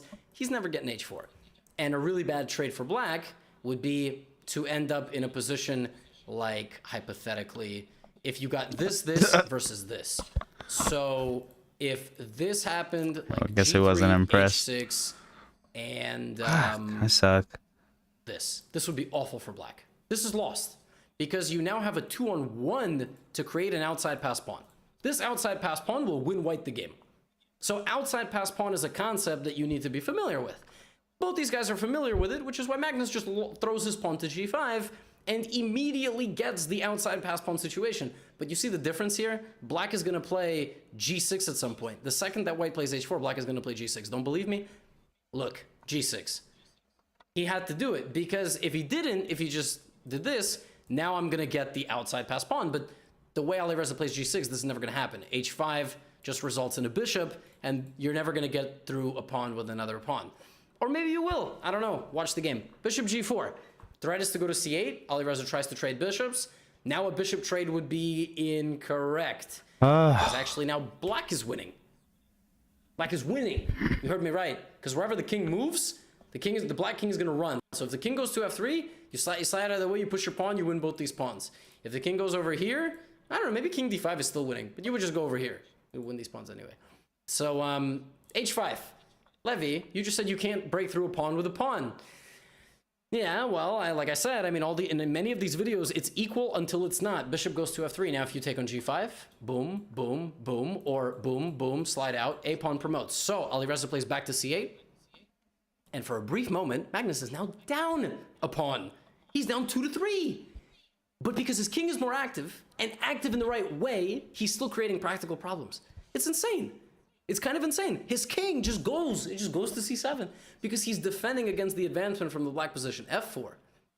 He's not going to c7. He comes back because black is going to run out of moves. Black is defending on something known as the short side. So he's glued over here. He's going to run out of moves. Either his king has to lose the pawn or his bishop moves and allows bishop to b7. So he decides to lose this pawn. The engine gives some crazy line where you can actually allow bishop b7 and you can go to f1 and defend this pawn from the other side. But I mean, you know, king g6. Now we have the same position, but now Magnus is completely equal of material by using short side defense, and he's able to infiltrate. I think somewhere around here, Alireza might have messed up, but I think it's already... I think his defense was that he had to go like this. He had to keep the f-pawn and defend from the other side, if I'm not mistaken, because the way this ends up is the a6 pawn is won, and this is simply losing. And a few moves later, Magnus got his advantageous exchange, and you would wonder, why didn't Magnus just push here? He has to utilize maneuvering. He has to get the bishop out of position. If it goes to a6, for example, now it's frozen, and this is something known as Zugzwang. One player just has to surrender the right of way to the other. So what he does is he makes the bishop move, and now makes it move again, because he wants to get to the center diagonal, and the game is over because the pawn will just go. That's how we beat Alireza. This is a fun game that I decided to include. It's from a game that Magnus played online in like a random banter blitz thing. All right, we're dancing, dancing. His opponent is rated 2400 blitz and begins the game with a really funny like a move order. So Magnus plays queen e5 check, which is like a silly variation of the Scandinavian defense, and his opponent goes here, offering a queen trade. So Magnus trades and says, why is this guy offering a queen trade? Doesn't he know that I'm supposed to be the greatest endgame player of all time? There's a clip on YouTube of this. Then he obviously just says that he's kidding, but he's not. So let's see how he wins an endgame with relatively symmetrical queen trade position, but just an imbalance of d for e being traded. Yes, we're actually going to look at the full game. Not in excruciating detail, but first things first, he offers an immediate exchange. Bishop for knight, pawn loss in the middle for pawn loss on g2. This transformation would actually result, like something like this, this would actually result in white having a decent position. But that's what Magnus is after. He's after that imbalance, right? Plus he's also playing a blitz game, talking to the chat. Castle's long. That's his first decision.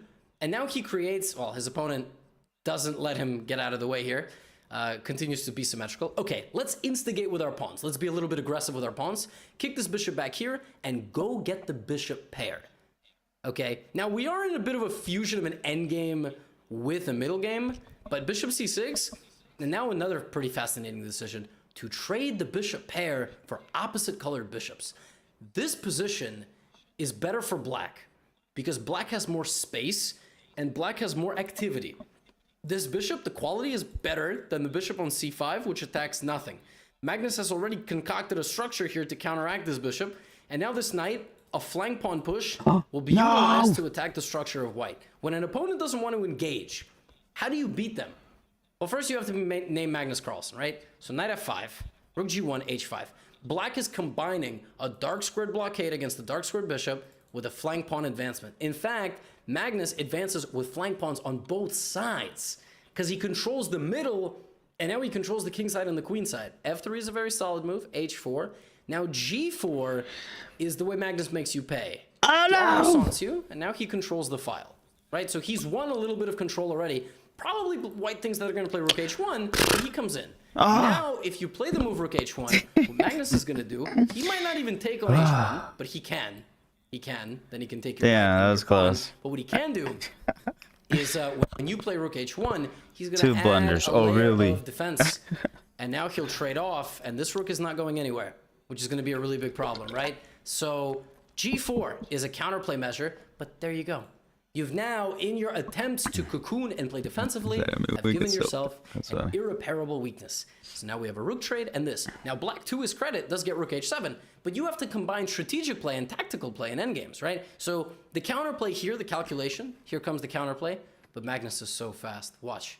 Just kidding. He plays a really solid defensive move here, but he could have actually played takes and just given this up completely. Knight g5 to get the e4 pawn. This is clean. Magnus is just calmly winning here, but there's something even more brutal, which is this move. Ouch. And that's how he could have defended the pawn indirectly, which is really difficult to see. But, you know, he won a pawn, he now stabilizes, and he trades like this, where his opponent has the two split pawns, and his knight just has to find a way home. So king d7, knight d4, takes, Just stabilizing everything. Now, to White's credit, White was pretty resourceful here with trying to look for counterplay. If you take on c4, this can become a little bit of a liability. So Magnus has to take en passant twice in one game, by the way.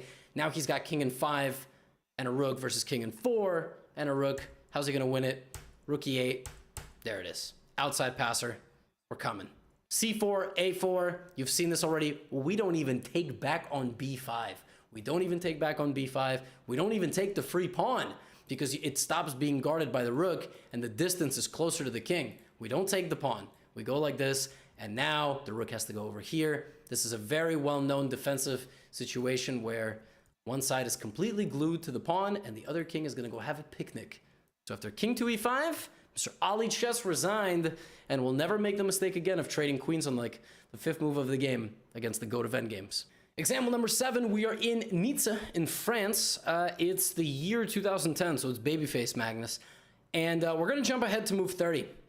It was a relatively tame, most of the games actually from this video are e4, e5 games. I mean, it's super GMs. What are you going to do, right? So we go to move 30. It's a double rook endgame with 6 pawns each. There is a fundamental imbalance of the structure in the middle where it's ED versus DC. Everything else is the same. So how do you play an endgame like this? Important pawn advancements to take space, right? Now, Aronian immediately tries to get rid of his own weakness here by playing the move c5. White can take en passant. We see a lot of en passant from Magnus, cultured individual, frequents anarchy chess. The problem with the way that you do this is you leave yourself 2 weaknesses. So Magnus using the open b file now, threatening to get into b7, threatening to potentially get to b6 where he hits everything, is just going to make Aronian's life annoying. Rook c8, rook d3. You try to get aggressive with me? Do I want a rook trade? Maybe not yet. Maybe not yet. Okay. I think I have to now. Rook a4. So he's going for a6. If I know that Magnus Carlsen is going for a6, I got to grab a pawn myself. So yeah, I'm worse today. All he needs is one pass pawn. I guess, now he has his pass pawn. And the rest of the board is E, I can't really say that I noticed, but I've been getting a little bit. Hold on. Let me light this real quick, doesn't really serve anybody any benefit. It really wants to prefer to be with those 4 pawns because it has no other way of joining the attack, right? So I can't really tell anything. Play f3. You're still kicking my ass. And now we bring our king up. We have to make sure that the king is coming up, right? So rook a2, a5. Oh, sounding a little insecure. How's actually going to win this position? Because the thing is, he can't move his rook anywhere because this pawn is going to get taken. So how on earth is he a little insecure, secure? I don't understand. Okay, congratulations. You pushed your pawn all the way. Check doesn't ever work. Okay. f4. What Magnus is going to do now is try to deflect the king. So if the king ever tries to walk over here, there's this trick. If you take here, game over. And if you don't take, I just promote. So Aronian's not going to do that. He's just going to keep giving checks. Magnus says, I am a king, but I also have a king. Hello. So if Aronian does nothing, okay, let's just allow this king. Oop, well, we know that loses. If the king walks over to b2, this is very unpleasant. If the rook tries to hang out, the king is now going to walk up. And if the rook comes all the way down, the king is going to walk up. And at some point, what's going to happen is if you start giving checks like this, then I'm going to run my king sideways and potentially break you in. Oh, like, break down the middle somehow. That's going to be somebody random, huh? Because I can't really hide right now. That's sort of the thing. How do I replay him? Walk my king over to you and make sure that you can't check me, and then we're going to try to figure it out with one of these pawns. One of these, maybe e5 will break through. You say, how does that change anything? Well, my king is going to be able to hide a little bit more, and I'm going to have a tactic here. So, for example, here I have, oops. If king takes, rook e8, and if pawn takes, the same trick. Because by sacrificing the pawn, you've opened up the entire 7th rank. That's Magnus's idea. So he plays king e2. Aronian kind of is like, you know what, I'm not too afraid. I got a pass pawn right here. Hello, h5. Oh, all right, h4. Magnus is like, I got you. I wasn't actually going to your rook. I was faking for you to overcommit, and now I'm going to chase your h-pawn down. Aronian apparently had to give a check before playing h4 so that he controlled the 2nd rank. Very tricky. Now, I've caught you. Yes, I'm paralyzed in the corner of the board, but you need to guard my a-pawn. So you go over there, and I'm going to keep pushing. And now I've locked your king in a box. Your king has no legal moves. What's going to happen is your pawn and rook will also have no legal moves. And now I play this. What? Well, what about this? Now I take on h2. Your king still has no legal moves. And now I bring my king. And what's going to happen? You're going to run out of squares. I'm going to go to d5. And you're going to die a slow death. And really brutal here. The king gets to f8. Magnus ends this game by trapping the h-pawn and then walking the king the rest of the game up the board and giving him a little bunker over here. And Aronian resigned. He resigned because rook to e7 and the game is over. Brutal. And the final example. This game is from the Skilling Open playoffs in 2020. Magnus is playing against Anish Giri. I featured games on this channel where Anish does defeat Magnus Carlsen, but unfortunately not in this game. Jon Ludvig Hammer, who's one of the strongest players of Norway, was, I think, covering this game live in Norwegian and said that this is one of the best games that Magnus Carlsen has ever played. Oh. Which is, that's pretty big praise. Now we're going to pick this up on move 10. Yeah, he started moving fast. The biggest commitment of the position occurs with the move d4. Now, d4 opens up some really nasty tactical complications, which Magnus meets by completely giving away the pawn on e5. Just says take it. Goes here. That's an important move because it attacks f2. And after bishop to e3, he takes, and he's still not winning the pawn back on e5, but he does this. He damages his own pawn structure and is a pawn down. So you're supposed to take toward the center. He leaves his bishop out here. He has isolated 3 pawns. This a5 pawn is doing God knows what. But the craziest thing about this position is that after the trade of queens, it is anything but simple. Because when the position transforms after rook to e2, which seems like it guards everything, rather than just applying pressure with the rook or the bishop, Magnus says, my bishop is good, but you could have it. Here's the problem. If you take with the rook, then you allow me to hang around on the second rank. And then, for example, rook e2, there might be rook d8. It's not going to be easy for you to get rid of my rook. And if you can't get rid of my rook, how are you going to get rid of both of my pieces which stare at you? And it gets even worse. At a certain point, I'm going to go here. Where does this bishop go? Either hangs out on the edge of the board or goes back to f1. If you go back to f1, you might as well resign. Outside pass pawn. I'm going to go for a2. You don't let me have a2. I'm going to go for c3. Then I'll definitely get one of these pawns. So rather than allowing Magnus any activity, Anish decides, my rook will patrol the whole rank, but I will make a double pawn. I don't really want to, but in the future, I could put a rook on d4, undouble my pawn, and I'll be good to go. Magnus, middle of the board, rooks and bishops, just brings his king. He just brings his king, just brings it directly to the middle of the board. He then coordinates his bishop and his rook like this. If you ever play the move b3, I just back up. Nice bishop, buddy. Yeah, you want to go c4? That's very cute. Bye. You're going to lose this bishop. And if you want to go here, well, this bishop will never move again. And I'll put my king on e5. Look at this position. In fact, a few moves later, Magnus did win King of the Hill in the middle of an endgame with rooks and bishops down a full pawn. He wins King of the Hill by just marching his king to e5. One of his rooks completely dominates the f-file, one of his rooks dominates the center and pressures everything, and this bishop is standing nice and pretty. But the question is, how do you win an endgame like this? To win an endgame, much like the last one, you need to trade one pair of rooks. Oftentimes, the defensive side will struggle with less forces, especially if they're under a lot of pressure. So 2 rooks actually, believe it or not, is good for defense. It's not always great to trade rooks if you're trying to, I just talked myself into a corner. If you're trying to win, you want to trade one pair of rooks, but not both. Cool? Cool. King f2. Rook d6. Bishop c4. Poking at your pawn. What are you going to do? Ah, you've committed a pawn move. Well, I'm going to fly in with my rook. Check. This is under fire. Why aren't you defending it? Well, if you defend it, I was going to go here. So, well, there's no point defending it anyway. King g3. And now I just slide right back. You can't guard this. If you can't guard this, how are you going to guard this? If you can't guard that, I'm going to promote with my a pawn. Oh, I've timed out. Depressing. Damn. It's just a depressing position. So he takes on a2. Now we want a bishop trade. Let me go get that second pawn. And now it's more or less straightforward. 4 moves, 4 pawn captures. That's how bad Anish's position was made by Magnus. He took a2, he took b3, he took e4, he took e3. Have you ever seen that? It's like Pac-Man. Wow, wow, wow. He just takes everything. And now he's winning. I mean, he doesn't... I could win this endgame with black. Even I could, because it's up 2 pawns. Takes, rook b2. Calm move. You could go have all these pawns. All of them. Take every single one. Boom, boom, boom. My a pawn's going. Outside passer. And Rook b6, actually, Magnus, just for good measure, decided to defend, although I'm pretty sure even a4 is just winning. But he's like, just like in the last game, let me not let Anish even take anything. And there it is. a3, a2. We have seen this before in the game against Ali Chess, but this game, just out of inertia, Anish makes a couple more moves, and Magnus walks over, and Anish resigns. This was a wild one.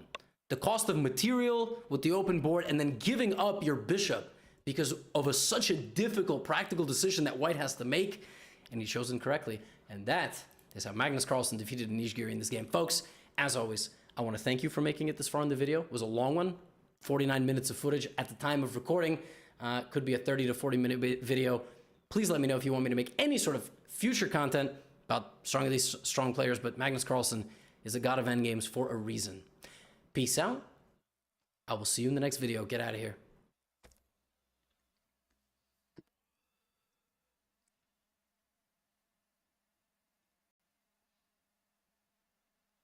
It's just wild.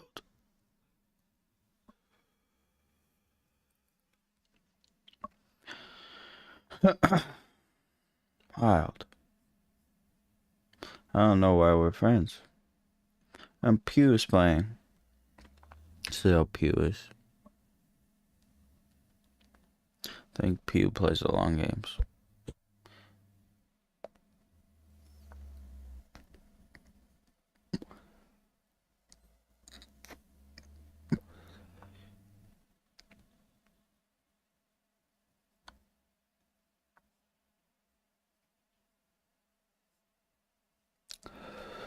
What's with this?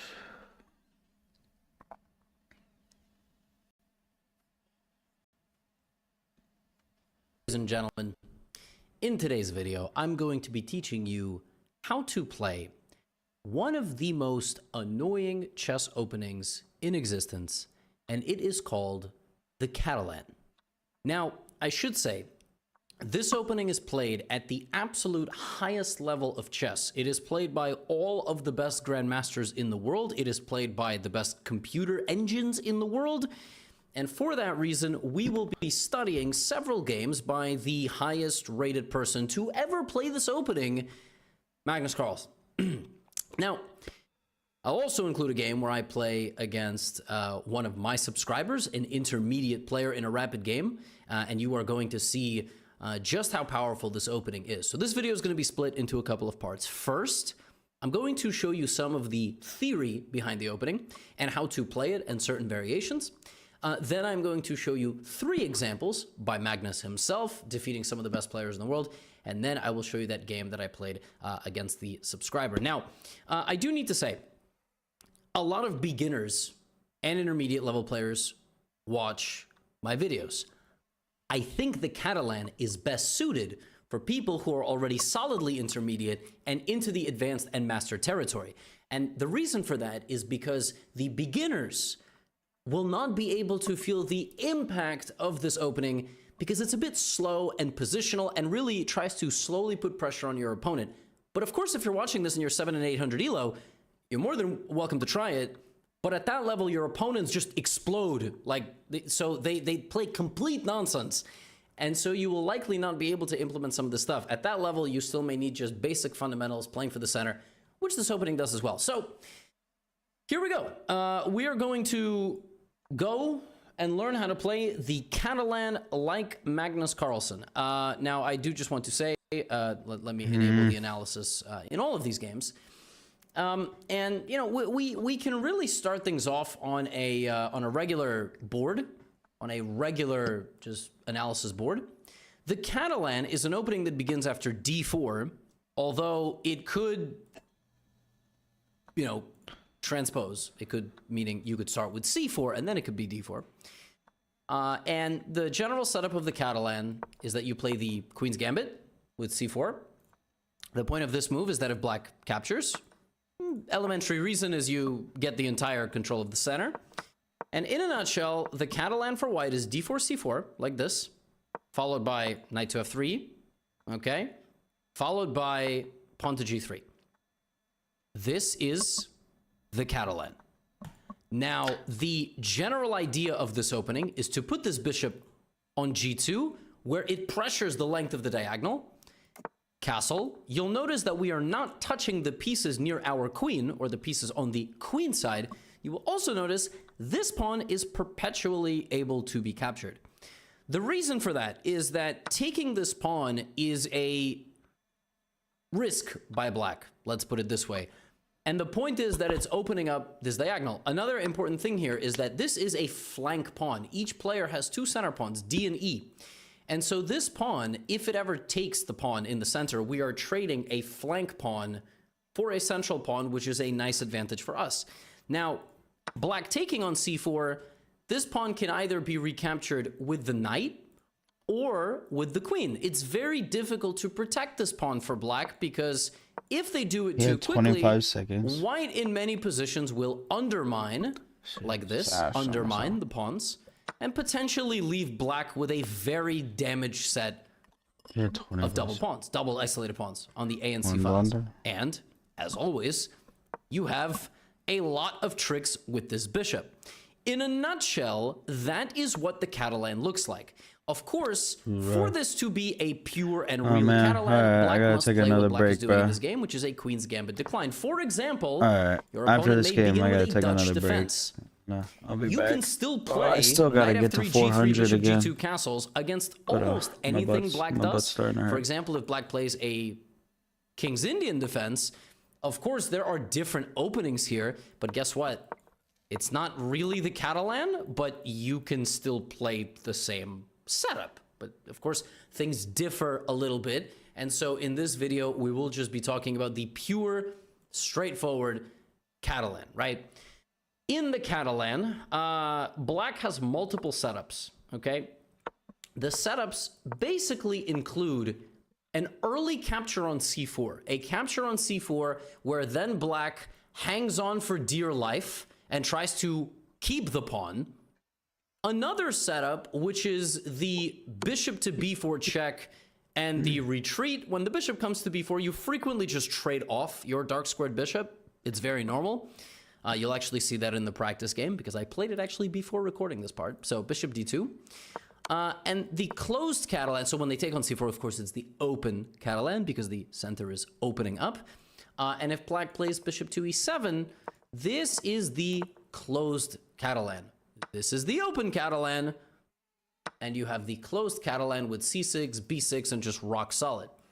Recapturing this pawn, the best way to do so is with the queen, like this. Black now has a move here, which is very interesting. Pawn to a6. This is, again, all master level stuff. At your level, I would expect to see some c5 and so on, but we're going to learn how to play all of these different ideas. And one very common move to prevent black from playing b5 is to play pawn to a4, as you then have the file over here. So you'll notice this bishop struggles to develop, and in general, black is a little bit passive. That is the magic, that is the beauty, if you will. He still got me. Of the Catalan. Now, again, the best way to learn the Catalan is to watch really good players play the Catalan. So that is what we're going to do. First, I had him stumped for a second. I had him stumped. I had him thinking. Fantastic, excellent, godly level player. But then, of course, compared to Magnus, I am but a small ant just walking in the... No, obviously not like that drastic, but... Okay, so Magnus... only in the last few years here in 2024 has added this opening to his toolbox, and he has become an absolute demon with it. Here is a game where he played against Anish Giri. So far, so good, right? You'll notice everything is the same. And here Anish decided, I'm going to play pawn takes c4, okay? I'm going to be playing the open Catalan, and I'm going to decide what to do. Now, like I just told you, the best way in the main line, the most popular move is queen to c2. It used to be queen to a4. But then people realized that they can't play a4. So they would be taking, and black would be quickly developing this bishop, at which point white doesn't really have much of an advantage. But it is a way to play. Now in this game, Magnus plays another way, and it shows you that you can win this pawn back in a variety of ways. He plays knight to a3. Now that move's actually very annoying. And I have shown this game on this channel, I think, once before. The idea is simply to take like this. Why did I do that? So, if let's say black plays knight c6, you take on c4, this pawn is rock solid, this bishop can't get out, and if the bishop tries to get out, why did I just do win the game. that? Knight e5.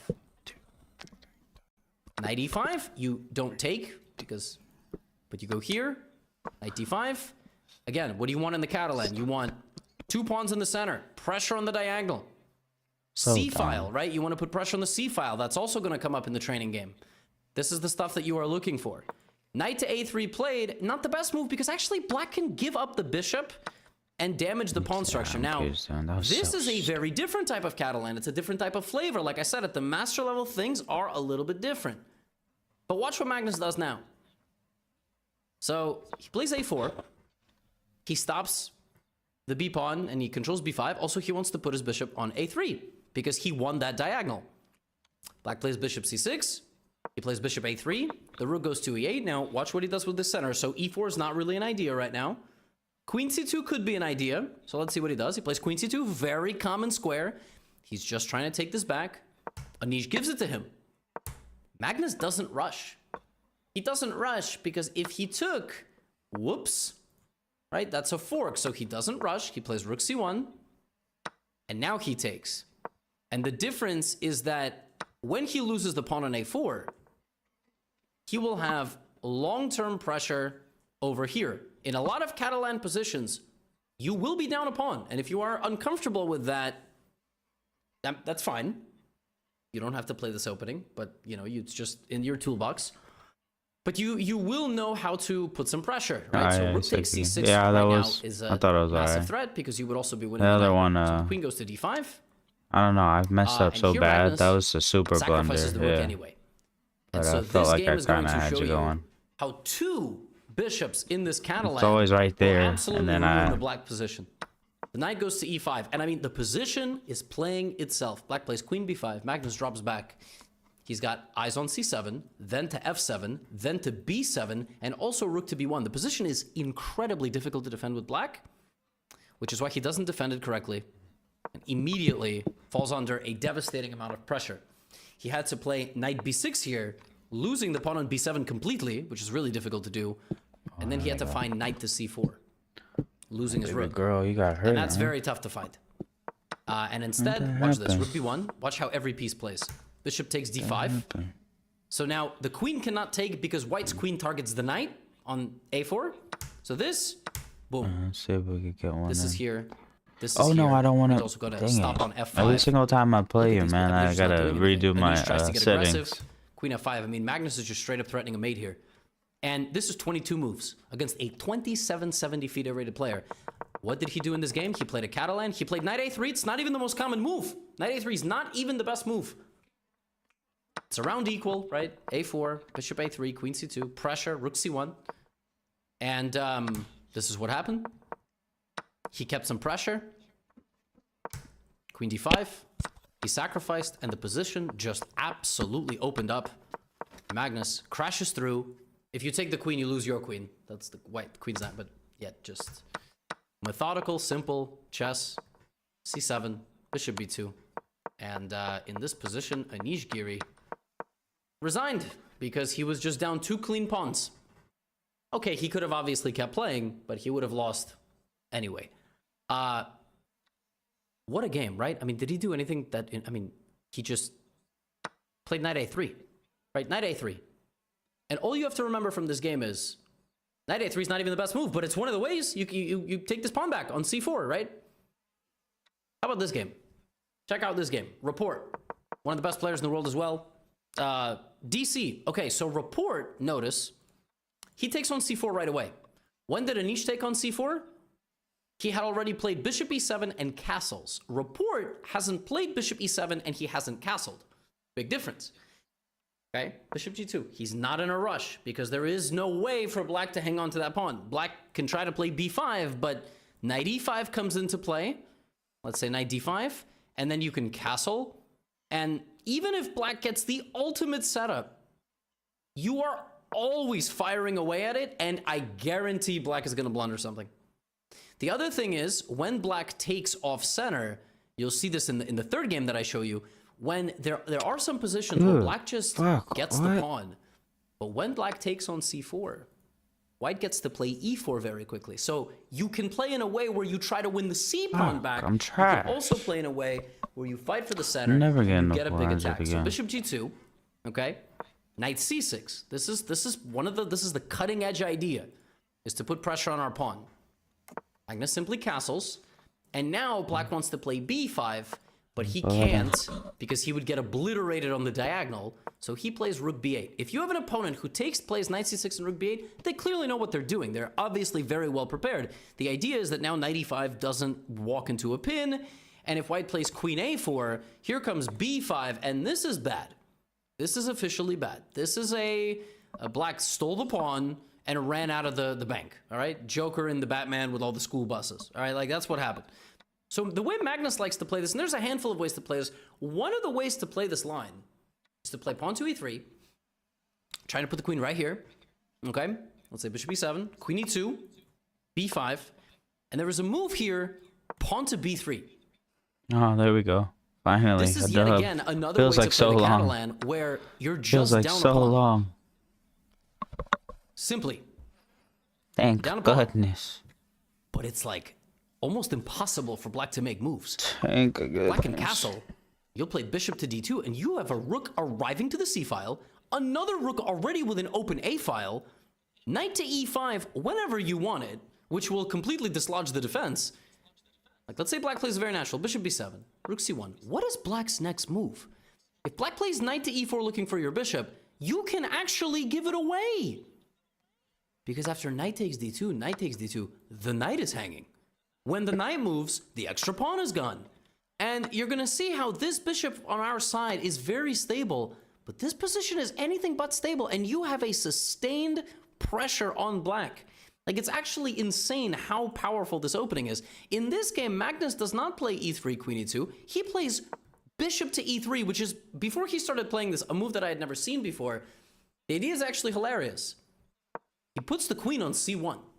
So he overprotects the center. He puts the queen on c1, and when b5 comes in, now he plays b3, and there is no take because of that hanging knight on c6. Some of you may be wondering, what about knight g4? Yeah, but the bishop can move. And then if the knight goes back, we just get a normal game where the bishop already made a move. And then if h6, you can even take, play e3, knight c4, and white is just better forever. So this is a super sneaky opening.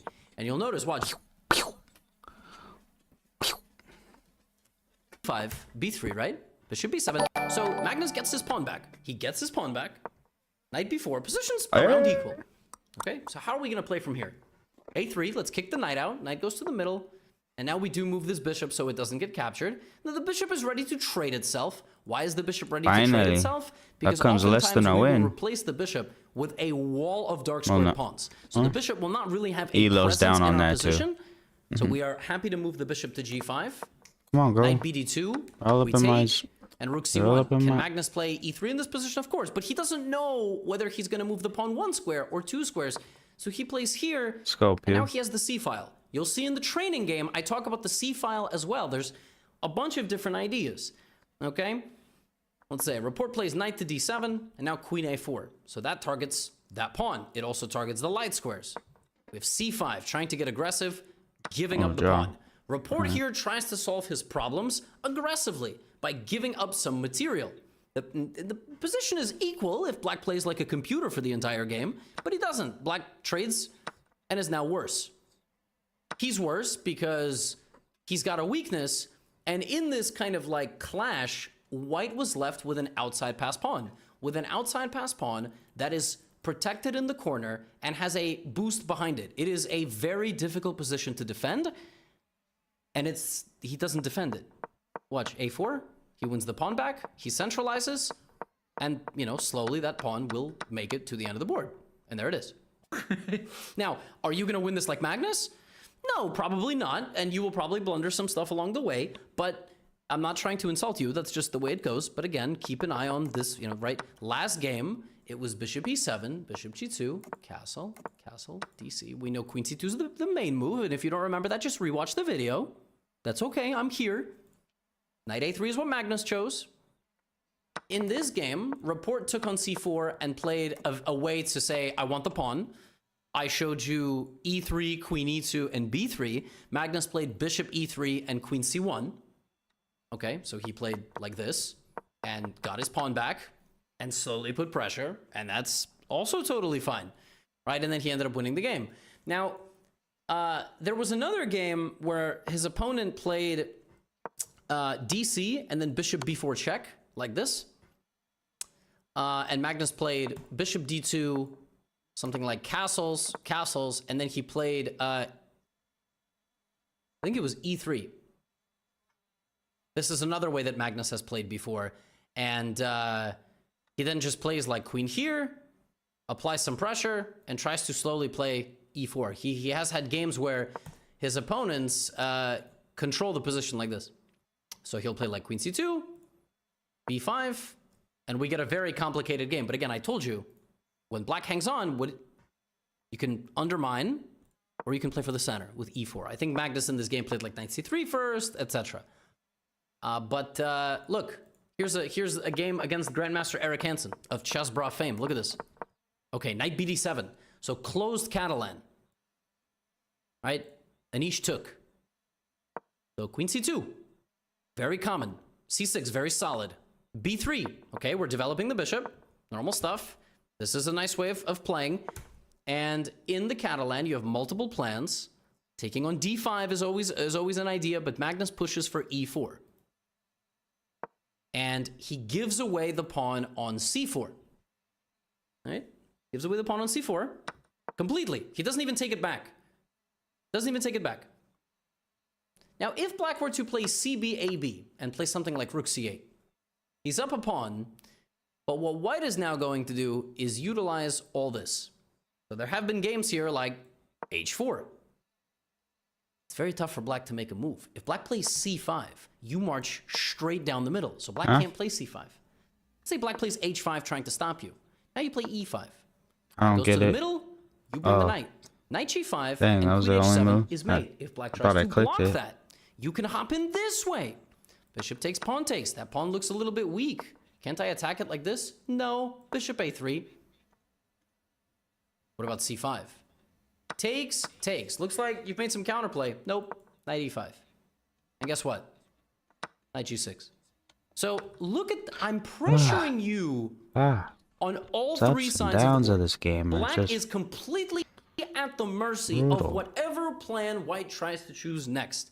Now, you're not going to win games like this. Guess what? I might not even win games like this because this opening takes a lifetime to master.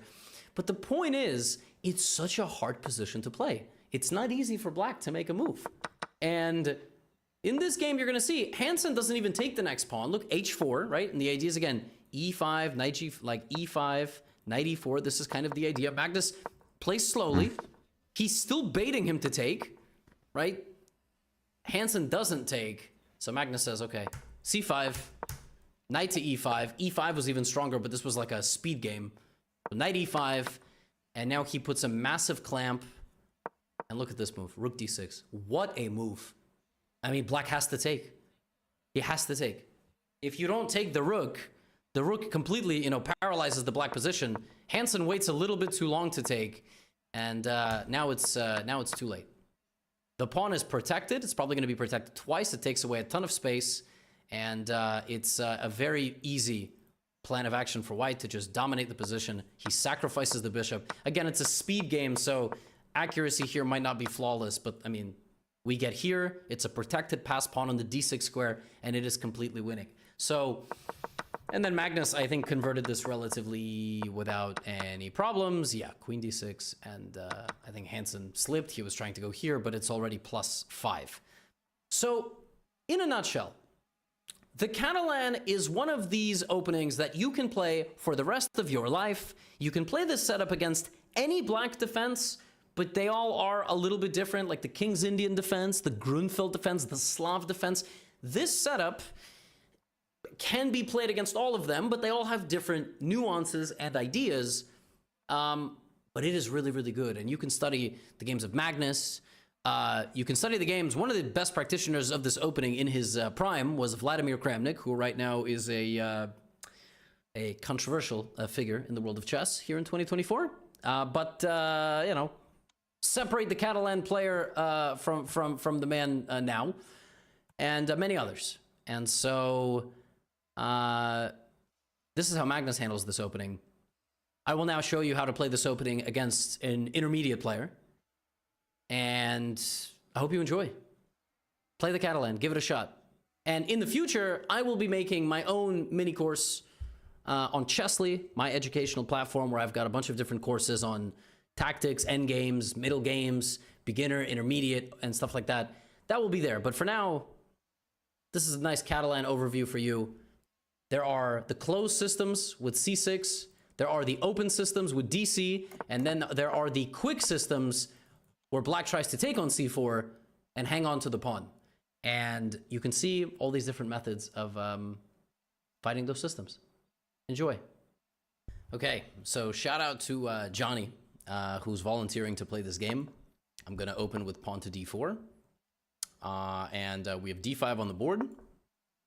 C4. Now, all Johnny, I basically just asked some subscribers of mine, and actually these are folks in the Chessly Discord, what openings they play. Johnny said, I play Queen's Gambit declined. So I said, okay, fantastic. Let's have at it. And now we will see what Johnny plays against the Catalan. Now, of course, look, Johnny's like 1290 rapid, right? But that's... Statistically speaking, there are quite a bit of people at this intermediate level. And this just so happens to be the one volunteer for today's video, but it could be somebody 1500, 1600, 1700. We'll see what Johnny ultimately chooses. Because, of course, the Catalan at my level, the Catalan at the Magnus level, the Catalan at the Johnny level, and everything in between is all over the place. You don't really know what people are going to play. Many people might just bring another pawn forward because, they know that in the Queen's Gambit, that's a very normal way to play.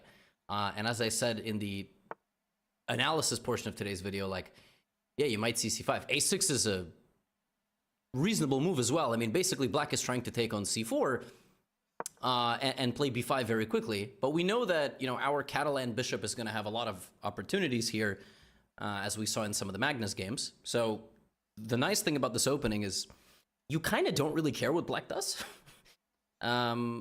You put the bishop on G2, you castle, and as we see from the Magnus games, you have a very, very kind of slow return on investment. Now, bishop to B4 check makes sense. As I mentioned already, usually you play bishop D2 here, although really any of those moves are fine. Trading the bishop is quite nice because you just develop another piece. And queen takes and bringing the queen out is okay, but also this is very, very fine. And you now have a defense on C4. So you can castle. Okay, B6. I apologize for that. That was not your Discord. That was mine. It's because I didn't have streamer mode enabled. So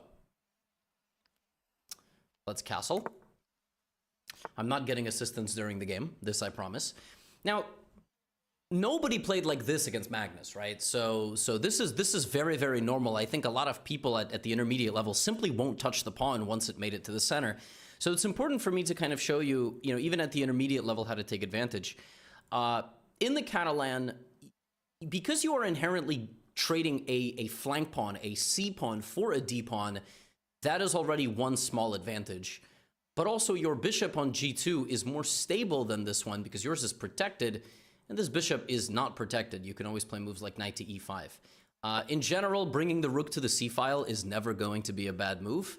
That's a very natural follow-up of this opening. And we haven't done anything exceptional, but that's kind of the point. Let's go. Let's go. That you can finally. The entire length of the rating ladder. Well, okay. Because even though you're not doing anything explosive and crazy and complicated, there you go. Your opening is extremely solid. It's rooted in very good fundamentals. And it's quite difficult to take advantage of, okay? A big W. So... Alright, let's keep that energy. I like that. I like see what that. our opponent does here. Ow, okay, no C5, pause. right? This is also a move that we've been expecting, but I will now draw attention to the fact that this kind of plays You're gonna make me miss into move. the Catalan-style pressure.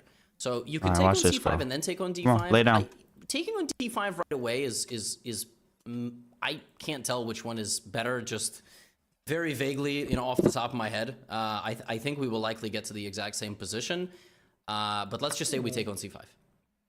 So our opponent will now be left with the responsibility of the weak pawn on c5. If our opponent opts to instead take on c4, take on c4, then we take another pawn, and then this pawn's not going anywhere. Okay, that's actually exactly what happens. So now we go here, and this pawn is still there. So we're going to win a pawn now as the position clears out. And actually, we might get a very close... Oh my goodness, my opponent is just falling apart here. They didn't even take back. So now we are 2 pawns up, and we see this. Look at this. I mean, at the end of the day, we still have all the Catalan-style pressure, right? So the opponent lost the clash there and is now simply completely lost.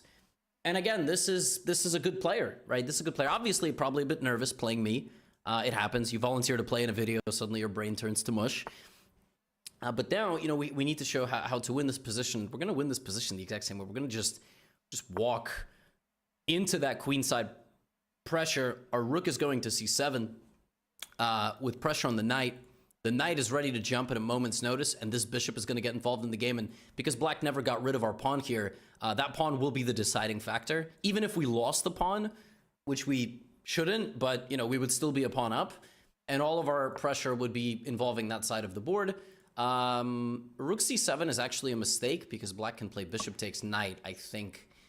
And I don't really want to do that. This pawn is nice, but somehow I thought it would survive a little longer. But I have this move, and now we see the power of the bishop. We see the tactical power of the bishop coming into play. When my opponent takes, we have knight to e5, and that's the end of the game because we open up the Catalan bishop, we put pressure on the knight, and it's a discovered attack. And this is the power of the Catalan, right? Like, of course my opponent blundered, but that's life when you play such an opening. And I will just quickly analyze, you know, what would have happened if my opponent hadn't blundered and didn't play c5 and instead opted to castle. But you're going to win a lot of games like this. I mean, you really are. This is a menacing opening, and I'm considering adding it to my own toolbox. By the way, that is an excellent move. So if I take on d5, of course I'm going to win a pawn, but then my opponent's going to probably win this pawn. Man, it's not so simple. Okay, let's take on d7. Here we can play simple chess. That was a great move, by the way, by my opponent. So, simple chess. We're 2 pawns up. We can trade down to a rook endgame. The Catalan bishop served its purpose. And however my opponent takes, rook takes would be faster to lose because I would play b7, rook c8. But I said this pawn would be the deciding factor, which is the pawn that snuck through all the clash. Yeah, and so now we just capture, and b7, and the rook is going to c8, and that's unstoppable. You just can't stop it. Even if you stop the pawn, rook c8 is GG. So this is like a vintage start-to-finish Catalan victory. And not scripted, didn't tell the person to play like this, right?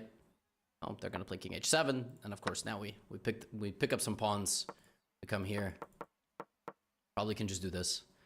Of course, probably shouldn't pre-move like this, but this is in general the winning strategy. I think my opponent might be thinking like, should I resign or should I not resign? Because, you know, for the video, you kind of want to play on and just sort of see the way, you know, you'd win here. But this is the way we would convert this game. There's really not much my opponent could do, even with the pre-moves. The pawns really can't do a whole lot. Maybe you could try to sneak through, but once we get 2 queens on the board, the win gets quite a bit easier. Although, you should be able to win with a queen. Yeah, now... Okay, there's a lot of ways to win. I'm not going to allow my opponent's king to escape. Leave the king here. And then we will... check. I think this is mate. Yeah. So, if we do a game review of this game, you have a high chance of getting like 100%. Like a 98%, you know? I played 95.1%. I made 1 inaccuracy, which was bishop to d2, right? But it's the opening. I mean, again, the computer doesn't really, you know, if you let it analyze on a high enough depth, right? Bishop d2, we got this position. And white in these positions just maintains this nagging little advantage, like forever and ever and ever. And here already it's 0.7. Already a6 is like... kind of not the right way to go. If you're going to play a6, you really should pair it with pawn takes on c4, but this is not an easy thing to do. It's just not. Because even if you get to play b5, I always have moves like knight e5, and even like b3, just very simple, you know, like queen b3, a b3, just giving up a pawn and putting pressure for the remainder of the game. on the black position. So thank you to my opponent who was brave enough to volunteer. And hopefully this showed you that, you know, even in a game like this, where I didn't do anything exceptional, c5, and you just lose the game against the Catalan. You have to castle. And here what I would have done is I probably would have taken the pawn and something like this, and I would have just used the c-file to put some pressure. Black might have had to play something like c6, and already we can kind of see like the bishop is absolutely buried. You know, you have ideas of e4, which we saw Magnus play, also just knight to e5. You can't go here because you lose this pawn. I mean, how do you make a move here? Like, it's so hard to make a move, and we just keep putting the pressure, we keep applying the pressure. It's a tough opening to play. It really is. And hopefully this inspires you to give it a try. I will be adding a Catalan kind of, you know, a Catalan for beginners, intermediate, early advanced players, also on Chessly. That will be coming soon. But for now, just enjoy this opening, and hopefully this inspires you to play it in your games and win.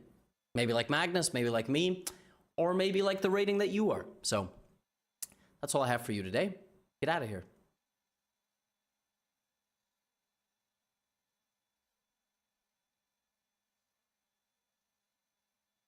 We are trying really hard to get you Reese's Peanut Butter Cups, but there is only so much we can do here. You're gonna have to meet us halfway. Well, the whole way, actually. And don't stop there. Try Caramel Big Cup. That gum's dull. A fancy cube. Cooling flavor crystals. Fancier. Too fancy. Just sorry about the ads, I'm playing fancy. chess. Icebreakers. Ooh, fancy.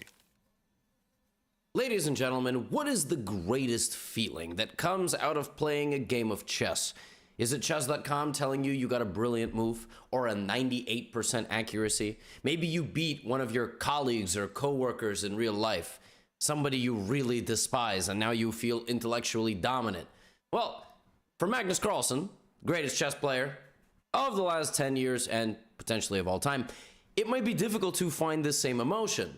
But in today's video, I will share with you a game that he played on chess.com that broke their game review, broke Stockfish, and gave the highest estimated ELO I have ever seen in my life. He played such a game of creative brilliance, and he did it with just 3 minutes on the clock. So without further ado, I would like to show you the Magnus Carlsen online immortal game. His opponent for this game was Chess Panda 123. That is not a panda that learned how to play chess. Although I can imagine like it's going to become a whole thing, like animals playing chess. I've been thinking of recording footage with my dog playing chess. Chess Panda 123 is none other than Yu Yangyi, who is the second highest rated player in all of China, which is a really big accomplishment because their number one is the world champion. So listen, being number two, that's like Scottie Pippen on Michael Jordan's Bulls. Magnus had the white pieces, and Magnus opened the game with e4, which in and of itself should get him the estimated elo. So how did Magnus Carlsen play like a 4,000 rated player, essentially? Well, his opponent played the move e5. It is very much the toolbox of the Chinese players to play the Petrov defense. In fact, the Petrov mirror image counterattack in the center of the pawn is probably played most exclusively by the Chinese players and Fabiano Caruana, and more recently, Yan Nepomniachtchi. So those are kind of the big names. Yu Yangyi has been a massive proponent of the Petrov. Ding Liren certainly knows how to play it, although he prefers to go for the Spanishes. And the idea is after knight takes e5, black kicks out the knight, and then black takes back on e4. If you're feeling edgy, you can play the Stafford Gambit. Yu Yangyi was not feeling edgy. He played the move pawn to d6, kicked out Magnus's knight, knight e4, and now there's no less than a million options. In fact, even in this position, there are multiple options. White can play knight d3, knight c4, but he just, Magnus plays the main line.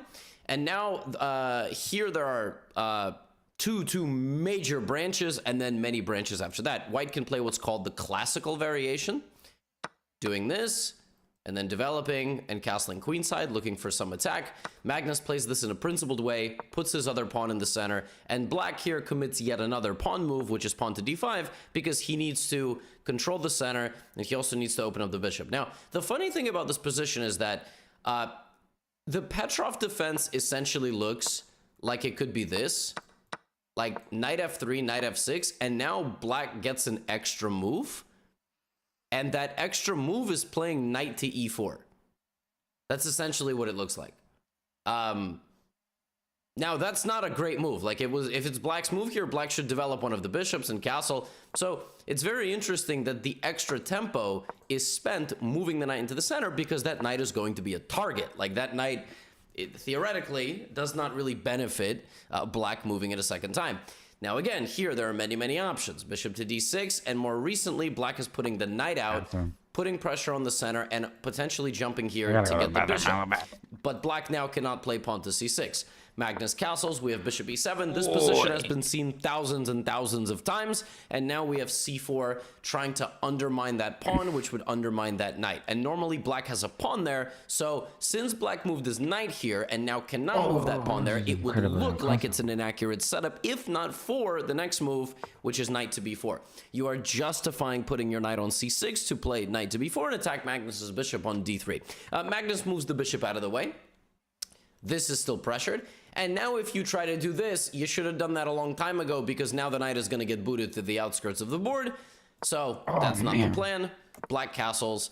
And here, white can choose between one branch of moves and a second. The second branch of moves is much more popular. It's to go knight c3, at which point black develops the bishop.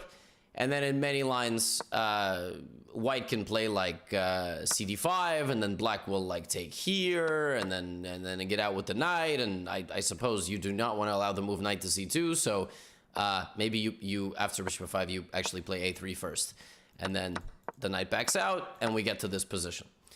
You also don't even have to take. You can play the move rook to e1.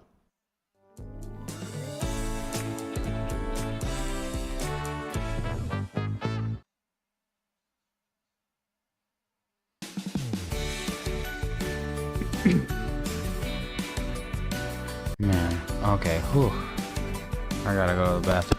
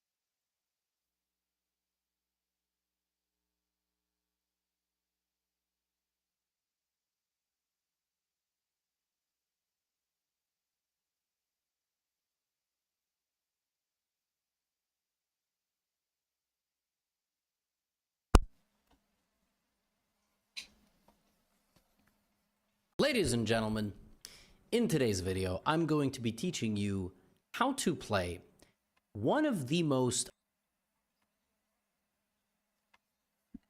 Ladies and gentlemen, to become one of the greatest chess players of all time, all elements of your game, the opening, the middle game, the end game, tactics, strategy, have to be complete. And for Magnus Carlsen, the end game is oftentimes the difference between a win, a loss, or a draw. Frequently, when the game is in its 4th, 5th, even 6th hour, when it's at 50 moves, 60 moves, 70 moves, even sometimes up to 100 moves, and players have given up on the position or their endurance is fading, Magnus is fighting on for every half a point, for every 0.1 to 0.5 of an advantage, and trying to find answers in positions where even engines might not see them. And in this video, I have selected 8 of potentially hundreds of games over the course of his career that I think stand out. I've included some games that he's played online, most of the games that he's played offline, high stakes or just for fun, and I'm going to take you through them, timestamps on the video player. Here we go.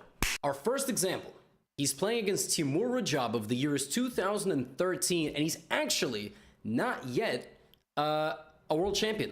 He's #1 in the world, Magnus Carlsen, but he's playing at the candidates and playing one of the best players in the world. This is the current position. It's move 28.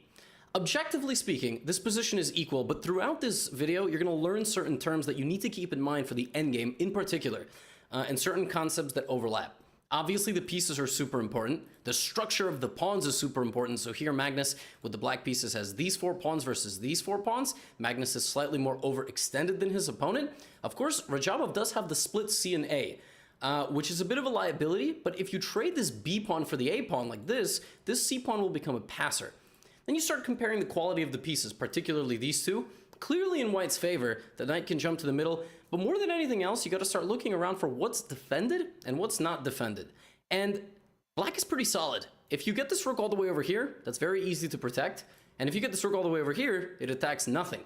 So all endgames are determined by the pawn play, potential changes of the structure, certain trades of rooks, knights, bishops, or what it might be, and weaknesses, weak squares or weak pieces.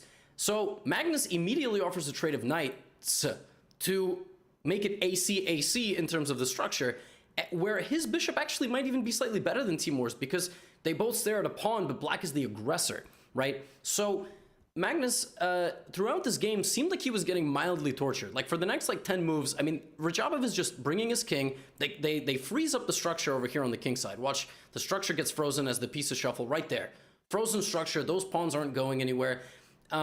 In fact, Magnus with the light squared bishop might not even like the fact that all his pawns are on light squares, because this bishop could sneak around and get to them, but he's cognizant of that fact. And it looks like only Rajabov can be really playing this position for a win, as he's making Magnus's pawns slightly move forward. And then the critical move comes around move 47, 48, right here, when Magnus offers a trade of rooks on b7. Now, Timur can continue to dance around. But he must have not liked something. For example, he's like, if I just play rook to a8, maybe in the future Magnus will somehow put some pressure on this pawn. I don't know. So let me just trade these rooks, okay? Let me get down to this position. Still, knight bishop 6, relatively close position. So what does Magnus do? Well, he brings his king to the middle, slides the bishop out of the way of the knight, so we cannot have that trade any longer. But this bishop permanently supports this and pressures this. Knight goes back to b3, let's centralize our king, and let's utilize a flank pawn advance to take away squares from your king, and potentially your knight, and potentially to even poke at your knight later on down the line. We're just instigating a little bit. Bishop e2. All right, we're shuffling a little bit. Oh, this is my new idea.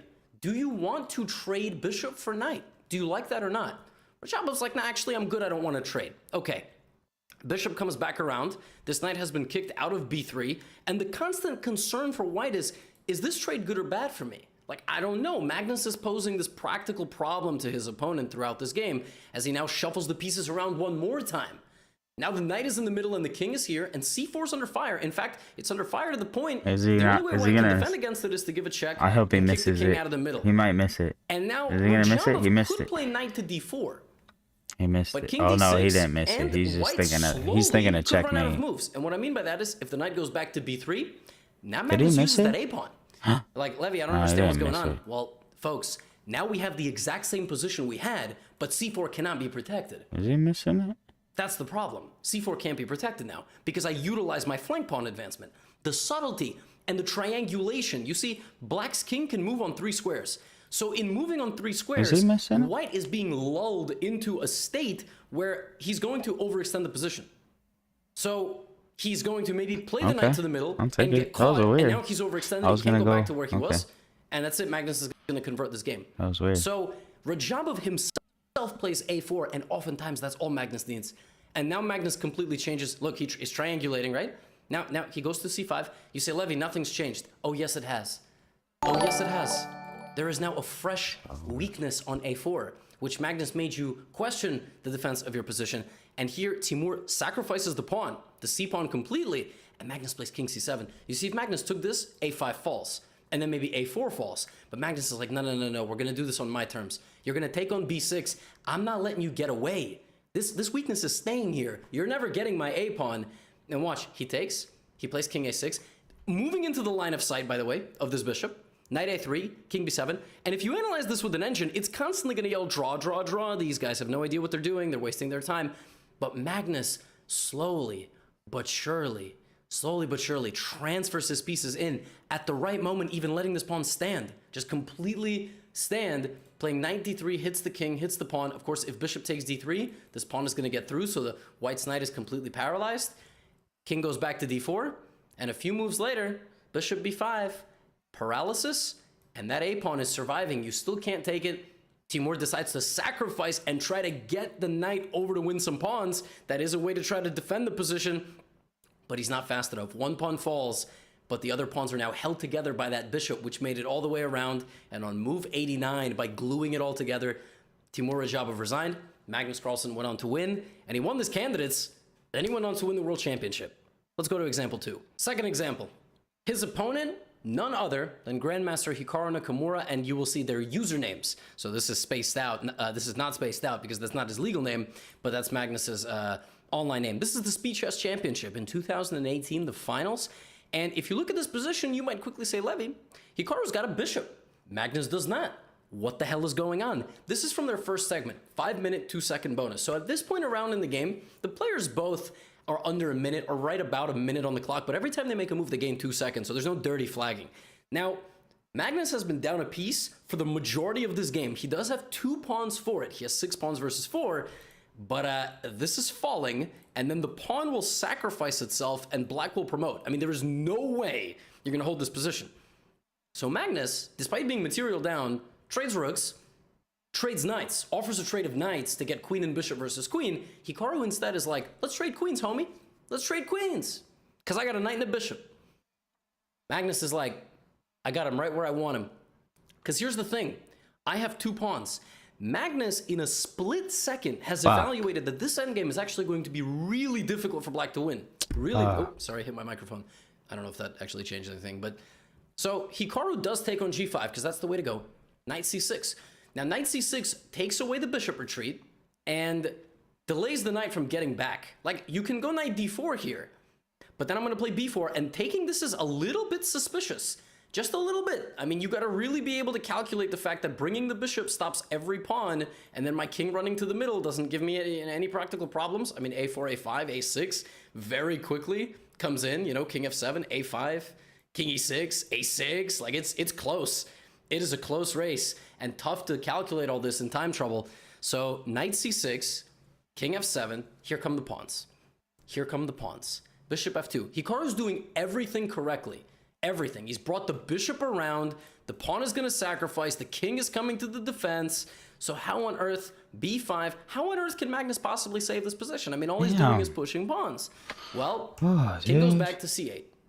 This is just a thing now. Let's just see how bad of a day he doesn't take. Have. You see, he can take. How bad can your day get? Take, but he can't take. That's the truth. Is like, if he does this, his pawns are never going to get through.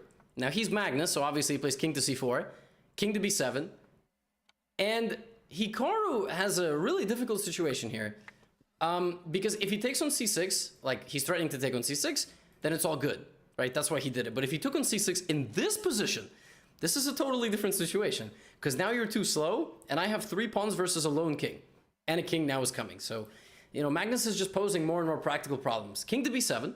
Knight d8 check, king a6, b7. Okay? King a7, a6. Now black has one move. One move in this position. Hikaru plays g5 because he doesn't see that white has any threat. White does have a threat. Knight to f7. You say, Levy, I don't understand. Just bishop comes back, and I'm going to push my pawn. My bishop is going to cover. Well, this is the idea. To take, and then to give this check. The king has to go back to b8. It can't take the pawn because the pawn promotes. And now we come here. And knight to d7 is unstoppable. And there is no piece that can protect the king on b8. And Hikaru resigned. Now, you might sit there and say, Levy, this is what is this? This is terrible. I mean, it got so lucky. It's Blitz game. It doesn't matter. No, Hikaru and Magnus Carlsen are the two best speed chess players in the world. A guy has an extra bishop, and Magnus manages to pose 25 moves of practical calculation problems in a situation no other person has any business drawing, let alone winning. Now, of course, Hikaru had to blunder. In all these endgames that you're going to watch today, a person had to mess up. But that's what the point of this video is about. This guy has a wizard-like touch to certain positions to just make them incredibly difficult. I understand you could put these positions into Stockfish and go, oh, he messed up, he's so bad. I mean, what a stupid video. You try. You know how many pieces you would hang in this endgame? You would find a way to hang a rook in this position. There are no rooks on the board. That's how skilled you are. Let's go to example number 3. Okay. This game I actually covered live. This is 2019. We're in Grenke in the chess festival. Fantastic tournament, by the way. And Magnus's opponent is Francisco Vallejo Pons, who's #1 player from Spain. Maybe not currently. I think maybe David Anton Guijarro is #1, but I mean, Vallejo's an incredible player. And this game is not like super exciting. So we're gonna fast forward to around the middle game, like move 25, when the balance of this position is completely equal. It's been completely equal for a long time. Magnus has the black pieces. White looks like they're more active with this bishop and this knight, but black has some activity as well. This pawn on d4, you know, the bishop, the opposite colored bishops. Notice the opposite colored bishops, not the same situation as in the Rajabov game. And so Magnus just watch. I'm not even gonna say anything, just watch. Brings his king. Bishop here, sets up like an infiltration of the rook, which would pry apart the defense of the king and the knight. So the knight goes there, and then the king comes forward.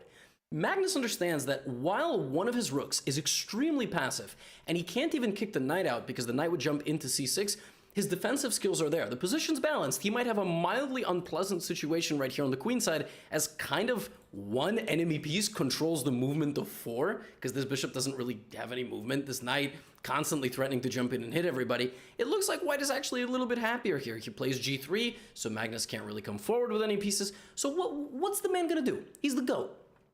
What's he gonna do? Pawn takes c3.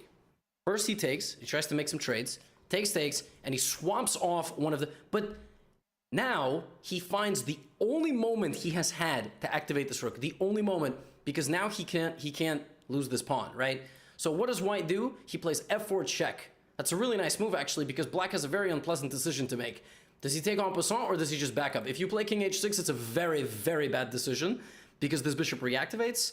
You now have to play very passively. You lose b7, everything falls apart. So you take en passant. Takes en passant. But now it looks like Vallejo has activated his bishop, and this pawn is really tough to defend. So Magnus has no intention of defending it. Full-on activity. Fight fire with fire. Not actually. I don't know, maybe. Any firefighters in the comment section? Now it's a tough decision. Do you take on h4, or do you take with the knight, or do you take with the bishop? The engine gives bishop, but that's a very strange move to make, to just wander off and allow your own king to just completely come under fire with f2 over here. You want to play something like a rook e2, you might end up in some trouble. So he decides to go back to c4 to prevent the rook from coming to d2 and potentially doing serious damage along the second rank with the bishop. In this moment, Magnus decides to trade. There we go. Slides right out of there to b8. So he's completely giving up the queen side. He's completely giving it up. Go ahead and take it. You gotta take it, or what are you gonna do about g3? Vallejo decides to defend. Until we lose. And then the second he has a moment, he immediately makes white question everything that he's doing. Now we have a trade, goes back. Until we lose. Equal, by the way. I mean, all this momentum, it's still equal material. But now rook d2 check, king h3, rook d3, and we have a little bit of a transformation. Both queenside pawns fall, leaving the players with just rooks, knight, bishop, and a pawn each, and this move comes f4. Now we have a problem, because if you take, you lose your rook. It's a fork. If you don't take, what's going to happen to your, what's going to happen? Well, Vallejo finds a very interesting move here. He plays bishop to e8 attacking the knight, which leads to the rook being attacked, and now a transformation of a position very soon coming, f takes g3, and some moves later, instead of trading rooks, because of course you need that pawn on the board, we have a big transformation after rook b4. We have knight e6, rook g4, and here it comes. Bishop takes g2. I didn't even see this fork happening. So if you play king h2, you walk into this. Fork. If you play king here, you just lose the bishop for free. I didn't even know that was going to go down like that. Endgame. King bishop knight versus king rook bishop. Now, this is 6 pieces on the board, so something called a table base here gives a full evaluation, I believe, of a draw. It says that it would take black about 75 moves to win this position, which is not allowed, because there's a 50 move rule. No trades, and no advancements of pawns. There are no pawns. Well, this wouldn't be a Magnus Carlsen game if we didn't see how he did it. So he plays bishop back to b8. Now, this position is littered with so many different variations and possibilities. We're just going to watch how Magnus does it. Any one of white's moves now is a problem, and rook h8 is rook h2 is constantly being threatened, so the knight blocks the rook's path, the bishop slides forward. The king now comes back. Okay, so king comes forward. The second you back up, I'm coming forward. You can't really move too easily. We slide over Two times in a row. King goes to e1, bishop e3. 2 times in a row. I'm suffocating you. 2 times in a row. What are your moves? King d1. All right, king g5. Where are you going? Where are you going? Bishop e4. Okay. Now I'm trying to bring my king. Bishop f3. Now, this looks like black is making a lot of progress. It really does. It looks like he's making a lot of progress. So first, he cuts you off horizontally. Vertically. So the defense that you've been employing with shuffling your king isn't going to work so easily. I got to get your king out. The way you win this position is you make that king feel really, really sad on the back rank, and white runs out of defensive moves. So bishop to e4. Now king c4. Here comes the king. King f1. Rook here. Where's white going? If you go back to where you were, which looks very natural, I don't know, maybe you suffer something. Do you run away from your knight and then let this check happen? King h1. King to h1 is the only defense, because this check is a stalemate trap. It happens so often. I hate that. I love it when it's used against you. To the corner, which is not so easy to do in move 66 of this game, probably 6 hours into it. He plays king to e1. But how is Magnus going to make progress? You obviously don't want to play this. How does that make sense? Now the king is just going to go out this way. Or potentially into the line of fire again. I don't know. You're just going to repeat moves. So he does that. King d2, check. I think that's going to be it. Bishop e3. So what? Everything is defended. Or is it? Well, it was nice while it lasted. Knight c1 check. Thanks for being King here, to a3, knight e2, check here.